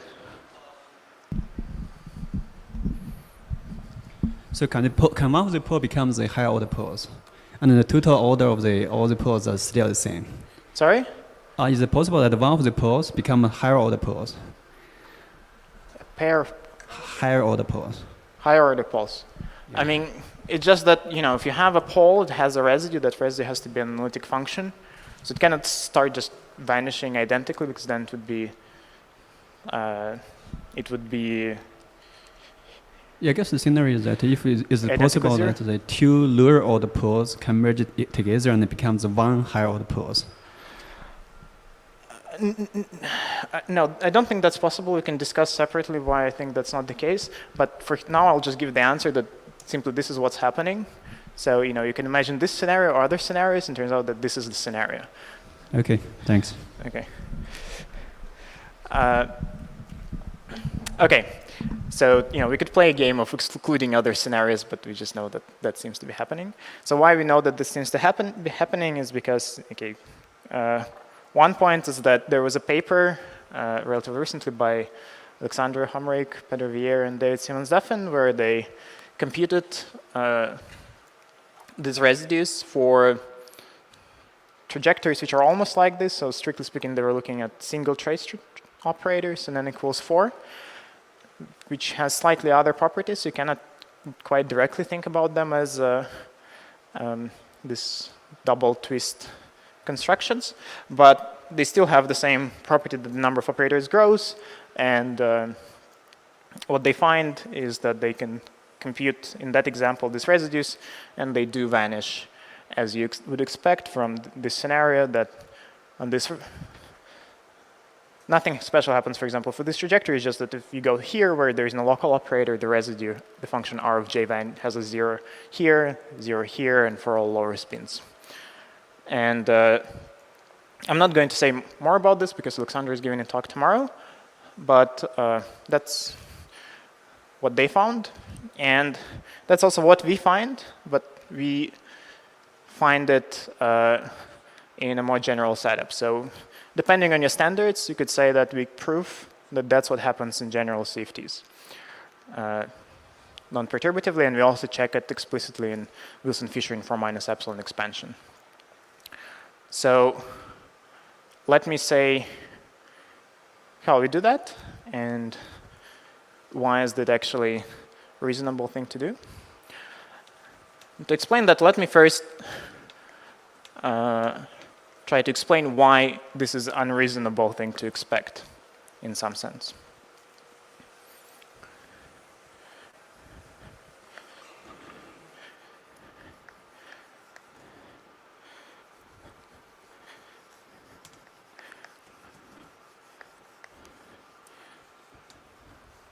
So we have this residues which are functions of j, r of j, and so for every Regge trajectory we expect to have this function r of j, which tells us the residue of its pole as a function of j, analytic in j, and the same is true for the scaling dimension. And what this scenario that we just discussed implies is that if you take some really high spin trajectory here, like k very large, it starts very, very late in spin, and this r of j has to basically be 0 for example, j equals 0, 2, 4, I don't know, 1 million. So for some reason, this function has to have a lot of zeros, and then also, of course, there are infinitely many such trajectories, so you have some kind of infinitely many conditions that something vanishes, and that's perhaps confusing or surprising. Another point is that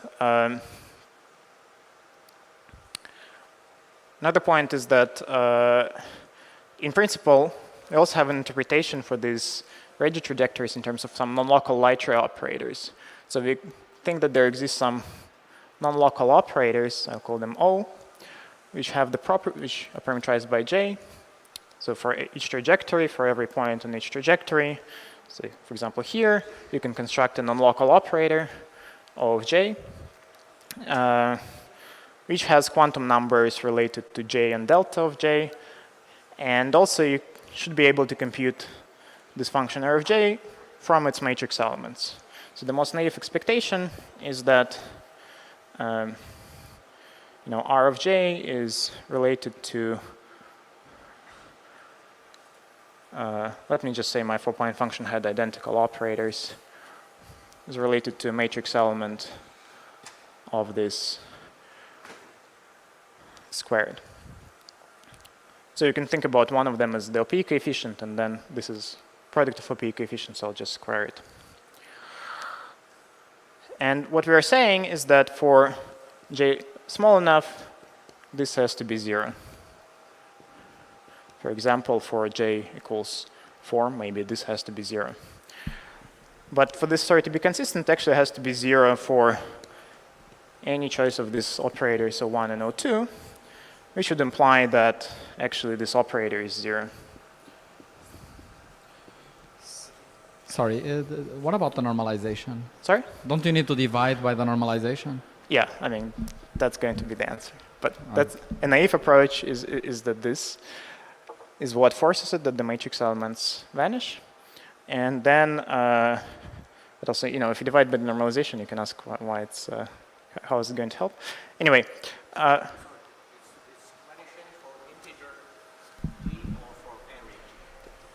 Only for those j for which we are worried, for those j where there should be local operators, but there aren't. Okay. Should I repeat the question? Huh? No, it's okay, don't worry. Sorry. Okay, in any case, so there is, of course, as Pedro said, there is a normalization factor. So the normalization factor could vanish, or this matrix elements could vanish. What I'm saying is that it's unreasonable to expect, in some sense, these matrix elements to vanish, because that would require the operator to vanish, because all of them would have to be 0. But if you actually try to write down explicit expressions for these operators and find, you know, and look at them, they just don't vanish for any value of j, because really there wasn't any reason. And so really what you need to understand is to work out this normalization factor. And that's what we do. And we find an explicit formula for them. So as Pedro said, you need to divide by the normalization of this operator itself, because of course, you know, this formula R of j came from some 4-point function, didn't have any light ray operators in it. If I replace my light ray operator by twice my light ray operator, this formula shouldn't change. So it turns out that you need to divide by the 2-point function of this light ray operator. That's not all, and I'm not going to be able to explain this in detail, but it's kind of stupid. There is a factor of sine pi j over 2 in front. And also there is a technical factor I need to divide by volume of R, and so I'll explain what happens here. But the claim is that we can derive this formula. Unfortunately, I cannot, so this is true for any j. It's just a sign. Yes. Can you repeat the question, please? So the question was whether this is sine or sine squared, and I said that it's sine. Then there was a comment that it can be sometimes negative, and my answer was yes, it can be sometimes negative. But that's not a problem, because it's not the only factor in your formula. It didn't say that this was positive. So if you expect some positivity, it's not violated by this sign here. So let me say a couple of words where this formula comes from in principle. So we can, in a paper with David Simmons-Deffin from 2018, we kind of introduced a general formula for light ray operators in conformal field theories, which is essentially a dual version of, or some version of the inversion formula. And these light ray operators that we introduced, they come in a very specific normalization. So I'll put not on them. And for that construction, we had a formula that basically the matrix element of this operator is R of j. But this operator was normalized in a very specific way, and as it turns out, that normalization factor in that operator had a singularity. Now we can try to start from this formula and write a formula which is normalization agnostic, which is sort of this. So you know in principle, it's very easy to explain that this part of the formula is just you're saying that it has to be proportional to the numerator and has to be agnostic of normalization, and the way I can achieve it is by dividing by a 2-point function. And then to derive this formula, you just take these operators that we derived, plug into here, and see what you need to multiply by to get the correct residue. And if you do this, that's just what comes out. You have this sine pi j. And one way to see, like one way to think about this sine pi j is making sense is that if you think about conformal Regge theory, you end up taking this function c delta j and dividing it precisely by this sign. So for conformal Regge theory, it's not R of j that's important, but it's R of j divided by sine pi j over 2. And then this is the formula that you get for the function you need to integrate in conformal Regge theory. The claim is that that's the thing which has natural expression in terms of these non-local operators. Now, let me then put this back and say that what this formula does is it tells you that it's not a puzzle of why R of j vanishes for some integer spins. The puzzle is why it doesn't vanish for all other spins. So why it doesn't vanish here, here, and here, and here. And that puzzle is actually easy to resolve. So why is it a puzzle in some sense? Why this vanishing was a puzzle in the first place? It's like you have some functions which you can in principle compute in perturbation theory maybe, and you have some Feynman diagrams for them, and you compute them to 100 loops, and then you plug in those values and you find that this super complicated answer vanishes at that point, and you can ask why does it happen? So now I kind of turned that puzzle into another puzzle that some other things vanish. So the thing that I'm claiming now vanishes is this two-point function denominator, which cancels the sign and makes the residue non-zero for higher spin operators. And so it's still a puzzle in some sense. If I compute this two-point function perturbation theory, why does it have to vanish for every local operator? And the answer is that, well, this is because local operators are local and they're normalized into local operators. And what you can prove is that when O is related to a local operator, this is 0. So somehow this statement is robust, say, in perturbation theory because you can renormalize local operators in terms of local operators. Being a local operator is a property that's respected. So what does it mean that O is related to local operator? It means that O can be written for integer spin as a so-called light transform of a local guy of spin j. Or this is some conformally invariant integral transform. It's not very important what it is, but an important point is that then you can go and compute the two-point function of O by taking two integrals of two-point function of the local guy, and you find that this is finite. You can compute what this finite answer is, but the difference from the generic spin j case is that for generic spin j, this two-point function is infinite. Or more precisely, for generic spin j, the two-point function of this Leitra operator happens to be some finite number times volume of R. There is some zero mode in the two-point function calculation that you can, which is always present. You can canonically factor it out. This is the answer that, like, this finite number is the number you want to use in this formula.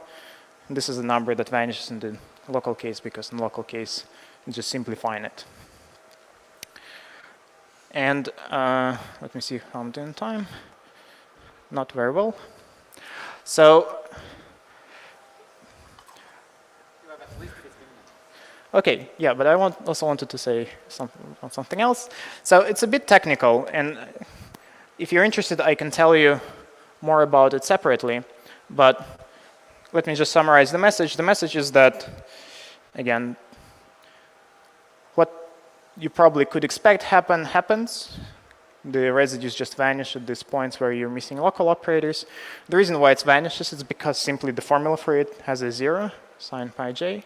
And really the interesting thing that happens is that R of j over sine pi j, which is the thing that you want to use in conformal Regge theory, this expression has poles at local operators. Has poles at local operators because the two-point function of a Leitra operator, when it's related by this formula to a local operator, vanishes. And that you can prove because you know this formula, you know what two-point functions of local operators are. You can check that the divergence that is present for generic Leitra operators is not there for the for these cases. And so this factor vanishes and gives you a pole. Can I ask a question? So yeah. It seems like you are saying that if the operator is local or not, these expectation values diverge or not, right? But that is true for the norm. Isn't it true also for the numerator? No. No?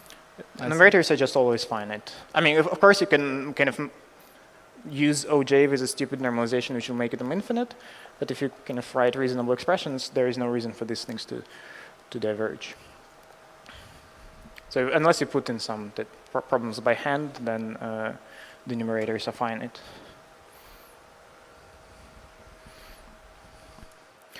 And so in principle, we have general arguments for all of this, but also, we do explicit calculations in Wilson-Fisher, where we confirm that indeed the Regge trajectories, we can write the dilatation operator for the slideshow operators, diagonalize it numerically, plot these Regge trajectories. They indeed pass through all these points, and they don't do anything funny. They don't go away.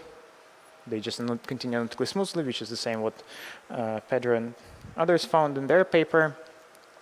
And we can compute the two-point function numerically along the trajectories, and we see that it vanishes where you'd expect it to vanish and doesn't vanish where you don't expect it to vanish. Hi, Peter. Can you argue about the ratio at which these objects go to zero? Sorry? Can you argue about the ratio at which these things go to zero? Because we observed that we have simple zeros in the residues, right? So can you recover simple zeros?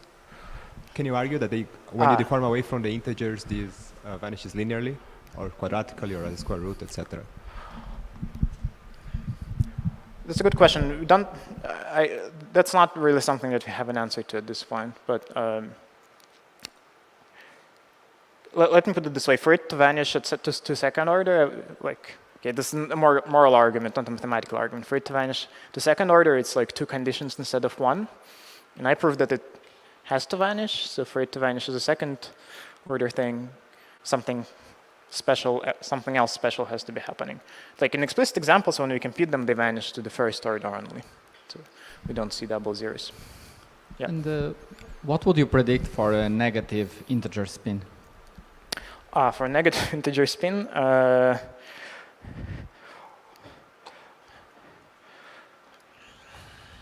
so negative integer spins are special because there are other trajectories there generically. Okay. In perturbation theory, at least some horizontal trajectories, so new stuff happens, but there are no local operators, so I wouldn't predict this to vanish. So again, what I'm proving is that it vanishes for local operators, but I cannot really prove that it doesn't ever vanish for anything else. It's just that I don't know any reason for that to happen. You said that you explained the zeros on the right-hand side of the complex spin plane, right? Yeah. I'm asking, do you predict zeros on the left-hand side as well? Well, from our...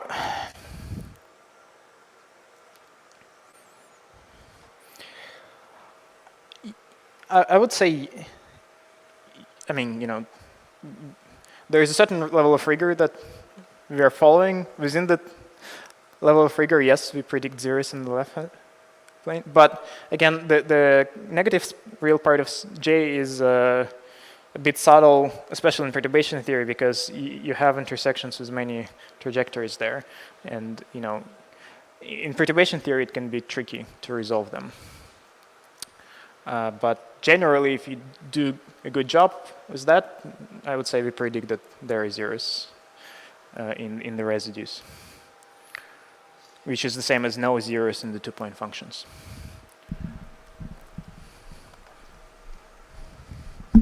Thanks. Peter, for odd integers, you can still write down the Light-ray operator as a light transform of a local operator, right? So you still get the divergence in the denominator, but now sign is not zero. No. So you have two sets of trajectories. You have Regge trajectories for even spins and for odd spins, and they're separate. And I've been talking only about even spins. For odd spins, there's going to be so this formula is only for the even. Yeah. For odd formula, I guess it will be like cosine pi j over 2. Yeah. Okay. Thanks. Other questions? Yeah.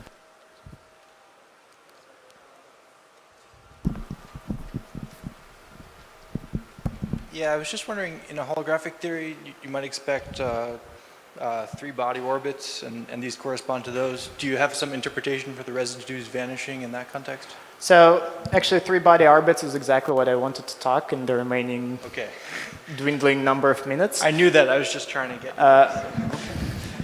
But so that thing, though, that I'm going to talk is only for these physical states. The important point about Regge trajectories is that don't correspond to states in the Hilbert space. So if you wanted to do this for these three-body orbits, you would have to kind of develop a Regge theory for these three-body orbits, which is probably something that you can do, but not something that I have done. But yeah, thanks for the question. All right, so in the remaining very few minutes, let me say a few words about the other part, which is this part of the spectrum, sort of the lowest or highest energy, depending how you want to put it. And this is work which is even more in progress, so it's not going to be, also it's even less time, so it's going to be very vague, but I'll be happy to discuss this outside of this particular talk, if you're interested. And that's the question of trying to understand the spectrum in kind of the other parts which are not the ones which you can control by the sort of double twist of double twist logic, because here you would have to really look at large, fix this k, look at large j, so follow all these trajectories very far to the right. And in fact, in these examples that we do, for example, we can compute in Wilson-Fisher, we can actually solve. So I said that we diagonalize the dilatation operator numerically, but we can diagonalize it analytically at large j. And we see, for example, in this case, it's explicitly that the corrections are, so you write some gamma, the anomalous dimensions turn out to be of the form like this. So if you make it spin large, much larger than k, then you have a nice kind of expansion at large spin as you would expect, but then it breaks down if your k becomes comparable to j. And in some sense, addressing these lowest energy or highest energy states, depending how you orient the axis, is precisely the regime where the two are sort of proportional. And so, if I'm trying to understand something like this, I have to give at least some interpretation of why I think it should be possible. And this discussion is going to be more or less purely holographic. So the holographic discussion, reason for why you expect double twist to make sense is that holographically, you think of these double twist operators as dual to kind of two bodies, two kind of blobs of energy, whatever, in ADS at large distance, which is a order log j, orbiting each other. And so you're kind of solving a two-body problem. And because spin is large, they're well separated, and you can discuss the interactions which are weak, and so you can have some expansion in 1 over j. Now, if you go to something like triple twist operators, you're discussing a three-body problem, because you imagine having three blobs of energy, and you're hoping to control that. And now, if you're like me, naive that is, you might be basically tempted to kill this idea right here, because three-body problem is terrible. And there is no chance we can possibly ever say anything about it. However, if you look more carefully at this, for example, two-body case, you realize that if we are talking about the two-body problem is in some sense solvable both in ADS and flat space. But if you're talking about two-body problem in flat space, the orbit is really the fact that two bodies orbit each other. It really relies on the fact, strongly relies on the fact that there's attractive potential, and it's the interaction between the two bodies which makes the orbit stable in some sense, which makes them not fly apart. However, in the ADS case, even if you had no interactions between the particles, they would still orbit each other because they would be just moving in the ADS space. So somehow the orbit is mainly because of the ADS geometry, and the interactions between the bodies just gives you a small correction on top of that. So you might hope that perhaps three bodies in ADS are somehow also manageable because you could put them into orbit, say maybe in the vertices of a triangle, kind of at an equal time slice, you put them in vertices of a equilateral triangle, kind of kick them like this. This will be some orbit for three bodies without interactions, and then you add some small interactions, you might think that perhaps that kind of remains controllable. So the main message is that That's true. And if you try to do kind of quantum mechanical perturbation theory on this, it's turns out to be a reasonably complicated problem, but something that people have studied for a while. So somehow this is vaguely related to fractional quantum Hall effect. And to see why this is the case, let me discuss classical classical particles sort of orbiting like this in ADS2 really quickly. So in ADS2, the metric is something like this.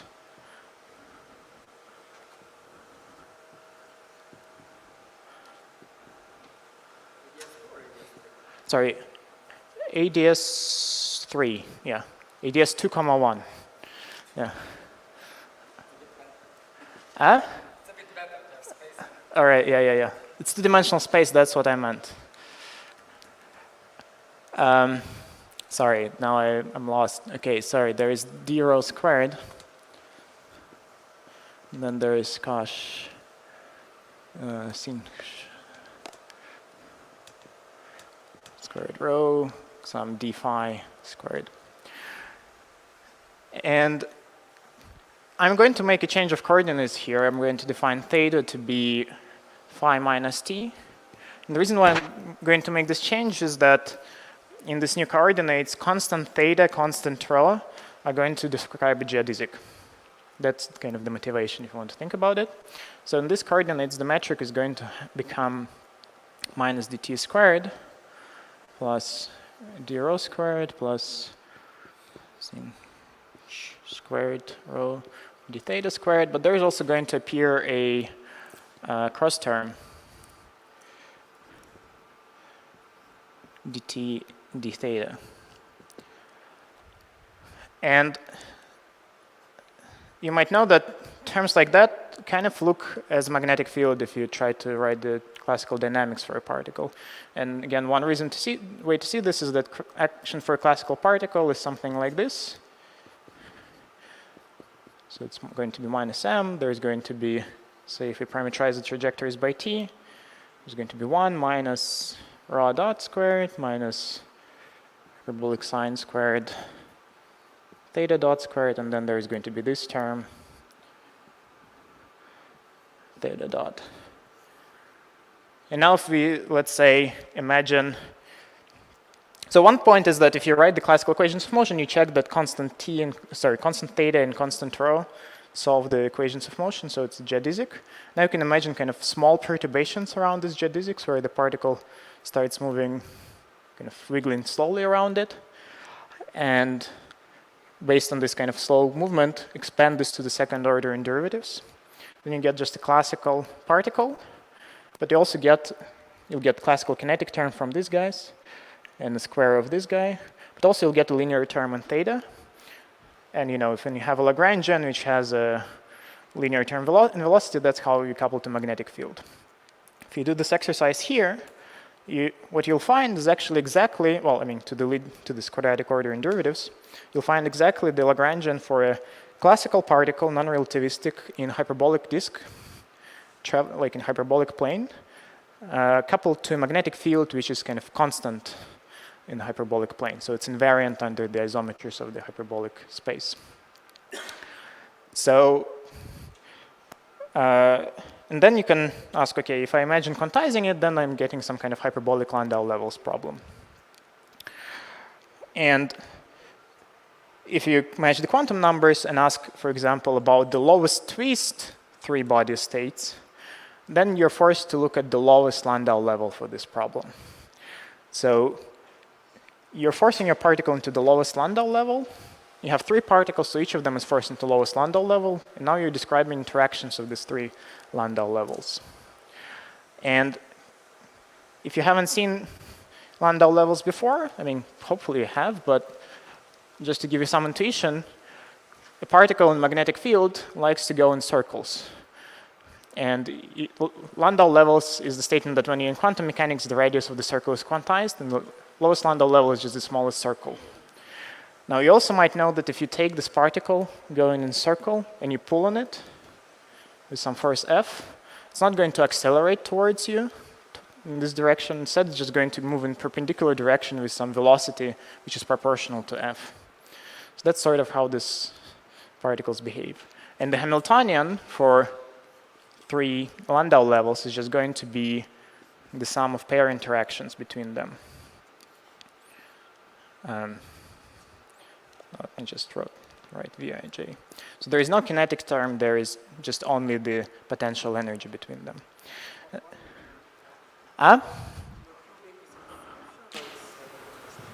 Cubic?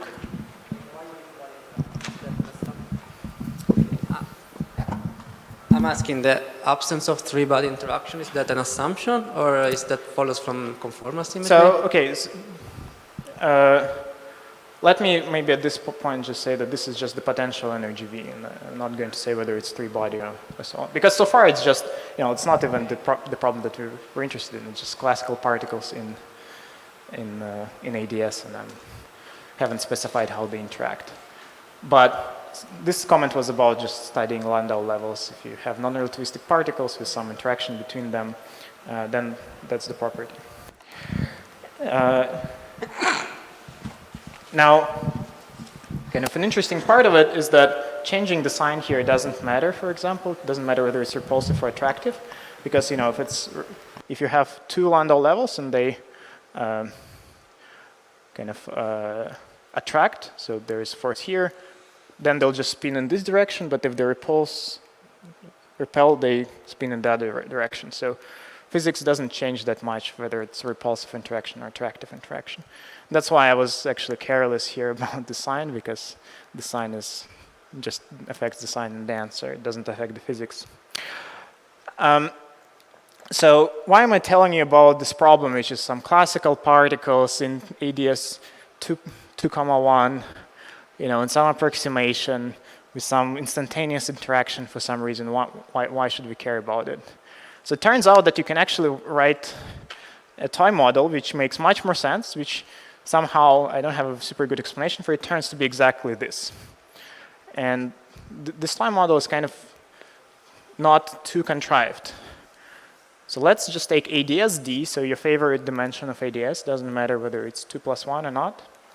And you take 2 massive fields in ADS. So one field is going to be our phi, out of which we're going to build states. So I'll just take it to be a complex scalar. It's going to have some mass in the ADS, which corresponds to its scaling dimension. And then we're going to have another scalar field which mediates the interactions. I'll call it sigma. And I'm just going to add a cubic coupling, phi bar sigma. So the idea is that my phi particles can kind of exchange sigma particles, and that gives me some sort of interaction which decays distance. I could also do other I could exchange gravitons and so on. And then we can discuss what happens if you have 3-body interactions, like if you start going higher here, but let's just see what happens to the leading order in this G, to this problem. So somehow it turns out that the Hilbert space at the leading, so what you do, you first set this to 0, you look at 3 states which contain 3 phi particles, and you look at the given spin at the lowest energy states, so the leading twist. And then you say, I'm going to turn on this interaction G and see how they split. And it turns out that the Hilbert space of the states before you turn on the interaction is exactly the Hilbert space from this problem. So you can arrive at the same Hilbert space by just quantizing this field, looking at the states, and you just find a one-to-one map. It's the same Hilbert space. And moreover, this sigma, in principle, is going to, at leading order, is going to induce some kind of non-local pair interaction between these particles, because you have to,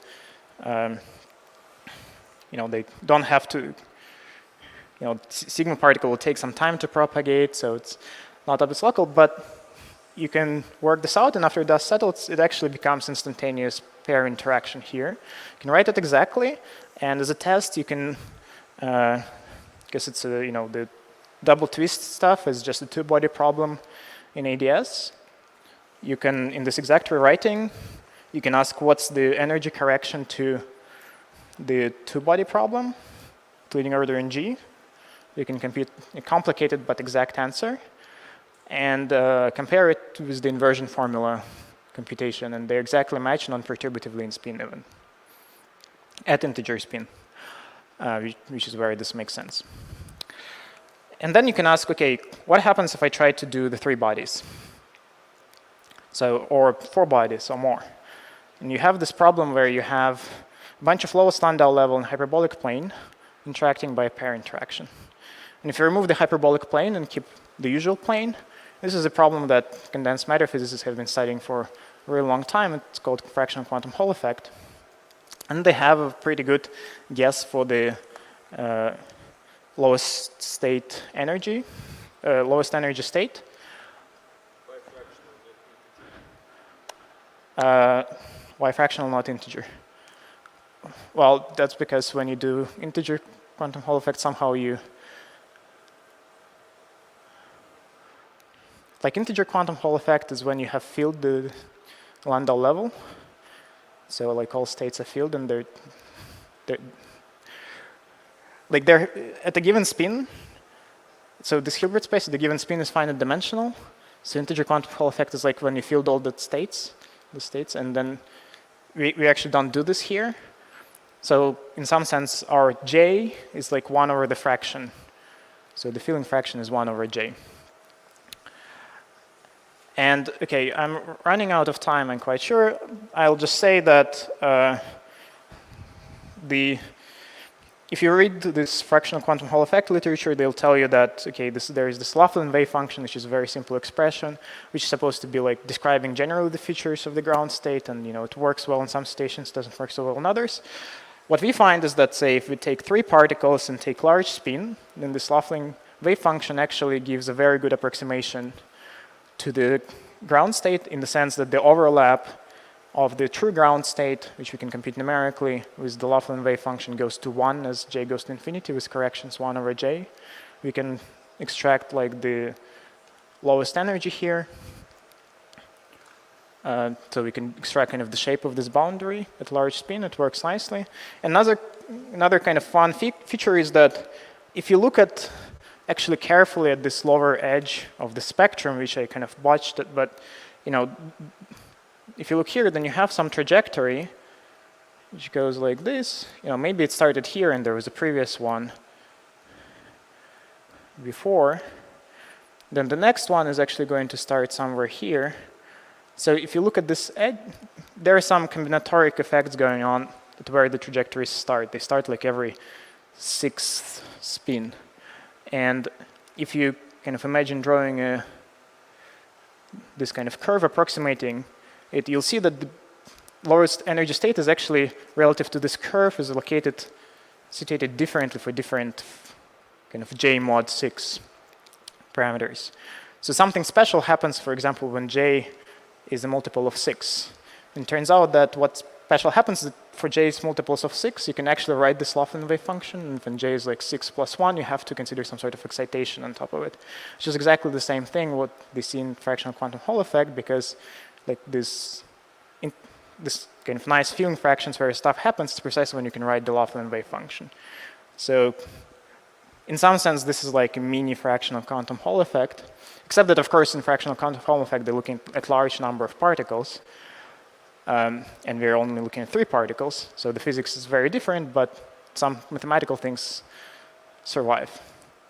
Perhaps one could ask, is there some meaningful way in which we could also take the number of particles large, so something like large charge maybe, and then see if there's something useful to say there. But I think I'm way over time, so I'll probably stop here. And if you want to discuss more, I'll be happy to discuss.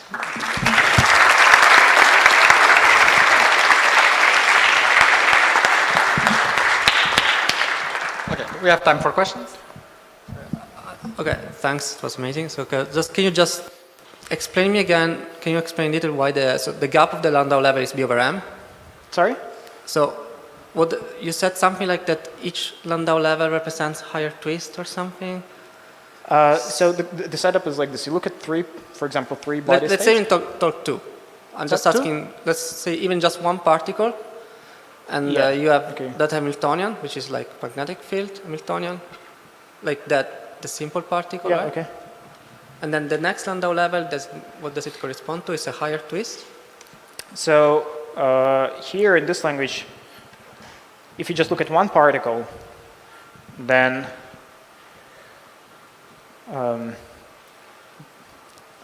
both the states within, there's going to, for one particle, there's just one primary state, right? From the conformal theory point of view. Right. And that primary state happens to be a very specific state in the lowest Landau level. And then you can go away from the state by taking other states within the lowest Landau level. Mm-hmm. Or you can look at higher Landau levels. Right. And all of them are going to be different descendants of phi. Yes. Now the claim is that, so this lowest Landau level is not so interesting if you just have one particle. I understand. Now if you have two particles, what you want to do is you want to find the lowest energy primary state of two particles. Right. And the claim is that that one you can construct by just using the states from the lowest Landau level of each individual particle. So you don't need to take the states from the highest Landau level. Right, but I'm trying to understand basically an interpretation of the gap. Huh? So I don't think you said exactly, I mean the gap is roughly set by the the gap, interpretation value of rho. the gap to the next Landau level in this, what it means is this n in some sense. Is this, okay. So it's like if you add Laplacians. Yeah, exactly. That's what I expect. So the subsector is described by this lowest Landau level is when you, if in this perturbative language, for example, it's when you take phi's, but you don't contract any derivatives. You keep derivatives uncontracted. Can you maybe give slightly more detail why the filling fraction is related to J? So the filling fraction is why filling fraction related to J? So the physics of lowest Landau levels is that in schematic level you have that you start, let's say you take a particle in a plane, you have two coordinates and two momenta, and now you have your magnetic field and you solve for kind of the part of your degrees of freedom by putting lowest Landau level, so you can freeze two out of the four phase space coordinates. And so you still have a pair of conjugate coordinates, but they're both kind of just where your Landau level is in the plane. So in some sense, your plane becomes your phase space. In quantum mechanically, you have a finite number, kind of finite density of states per unit area. And now, let's say you have fixed number of particles, and you look at states with given spin. So that the larger the spin, the more spread out they're going to be. So spin kind of determines the area available to the system, and that determines the number of states available to the system, but the number of particles is fixed. So how much of the states are filled is determined by spin in this way. It's related to a function of spin and the number of particles. If you fix the number of particles, then it's just determined by spin. There's a question here. So Peter, basically for triple state twist operators, like at large spin, you say that number of operators grow like 1/6 of the spin, right? And goes like 10⁻⁶. And we can understand that 1/6 from this basically a relation to the quantum Hall effect, like mod 6 behavior. No, 6 is just 3 factorial here. Just that. So I was going to ask actually whether the story generalizes to even higher spin, even higher twist operators. Like, did you guys check? So by higher twist, do you mean more particles or kind of taking n on 0 because there's a difference? More particles, like 40. No, that's exactly the same for any number of particles. If you say, I want 10 particles, but I want the lowest twist with 10 particles. Now you can go like twist plus 2, with lowest twist plus 2 with 10 particles, and then that's kind of, it will involve higher Landau levels, and I don't know if the formalism is as simple. Okay, it's the same stuff. Thanks. So this Landau level relation, is it for ADS3 or for any ADS? So this I was just doing in ADS3, and then you can get some kind of Hilbert space out of it. And then you can arrive at the same Hilbert space exactly without any approximations in this model in any number of dimensions. Just the kind of collapses on this problem if you insist on on the lowest twist guys. If you go to higher twists, then you start seeing the dimensions matter. So in the beginning, when you were starting to study 3 particles, you said it should be a chaotic problem and it should be hard. And then you said some words that there is a subsector, a very symmetric configuration, which is simpler. So is there a statement that some of these states are not chaotic and they are simpler because they have more symmetry, and those they can be described by this quantum Hall, but in general there is a mess in the middle that we don't know?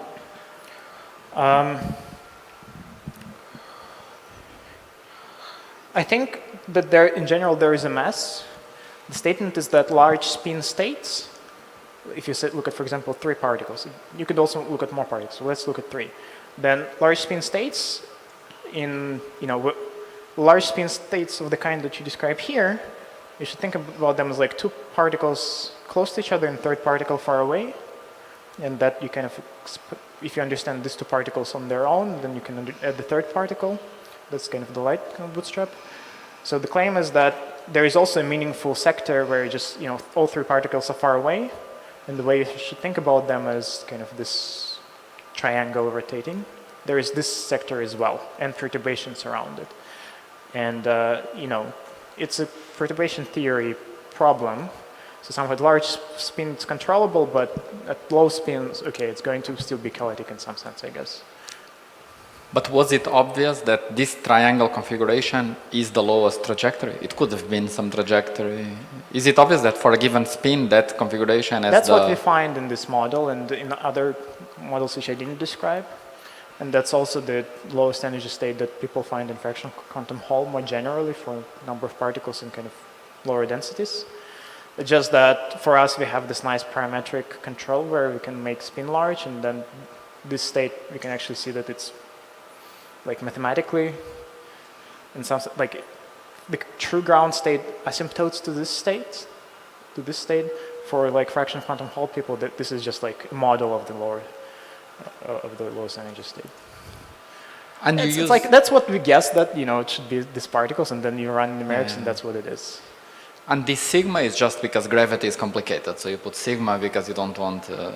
Yeah, I mean, I think if we didn't do this exercise, but I think at this level, any sort of intermediate particle would work in the same way. It's not special to exchanging a scalar, it's just formulas are simpler. I see. And for ADS3, can't you just do things more analytically, because particles are just defects and they should just create some conical defect? And but that, in this language, you're kind of trying to be somehow non-perturbative in the coupling to gravity, right? When you're saying that it has finite back reaction. That's not what we're looking at here. I see, okay. Or more precise, you have the same thing in the 2-particle case, right? It's the statement that, in 2D, light cone bootstrap is different from higher D, partially because of that. And we're looking at kind of the higher D case. So the conical defects are not. So if there are no further questions, let's thank Peter again.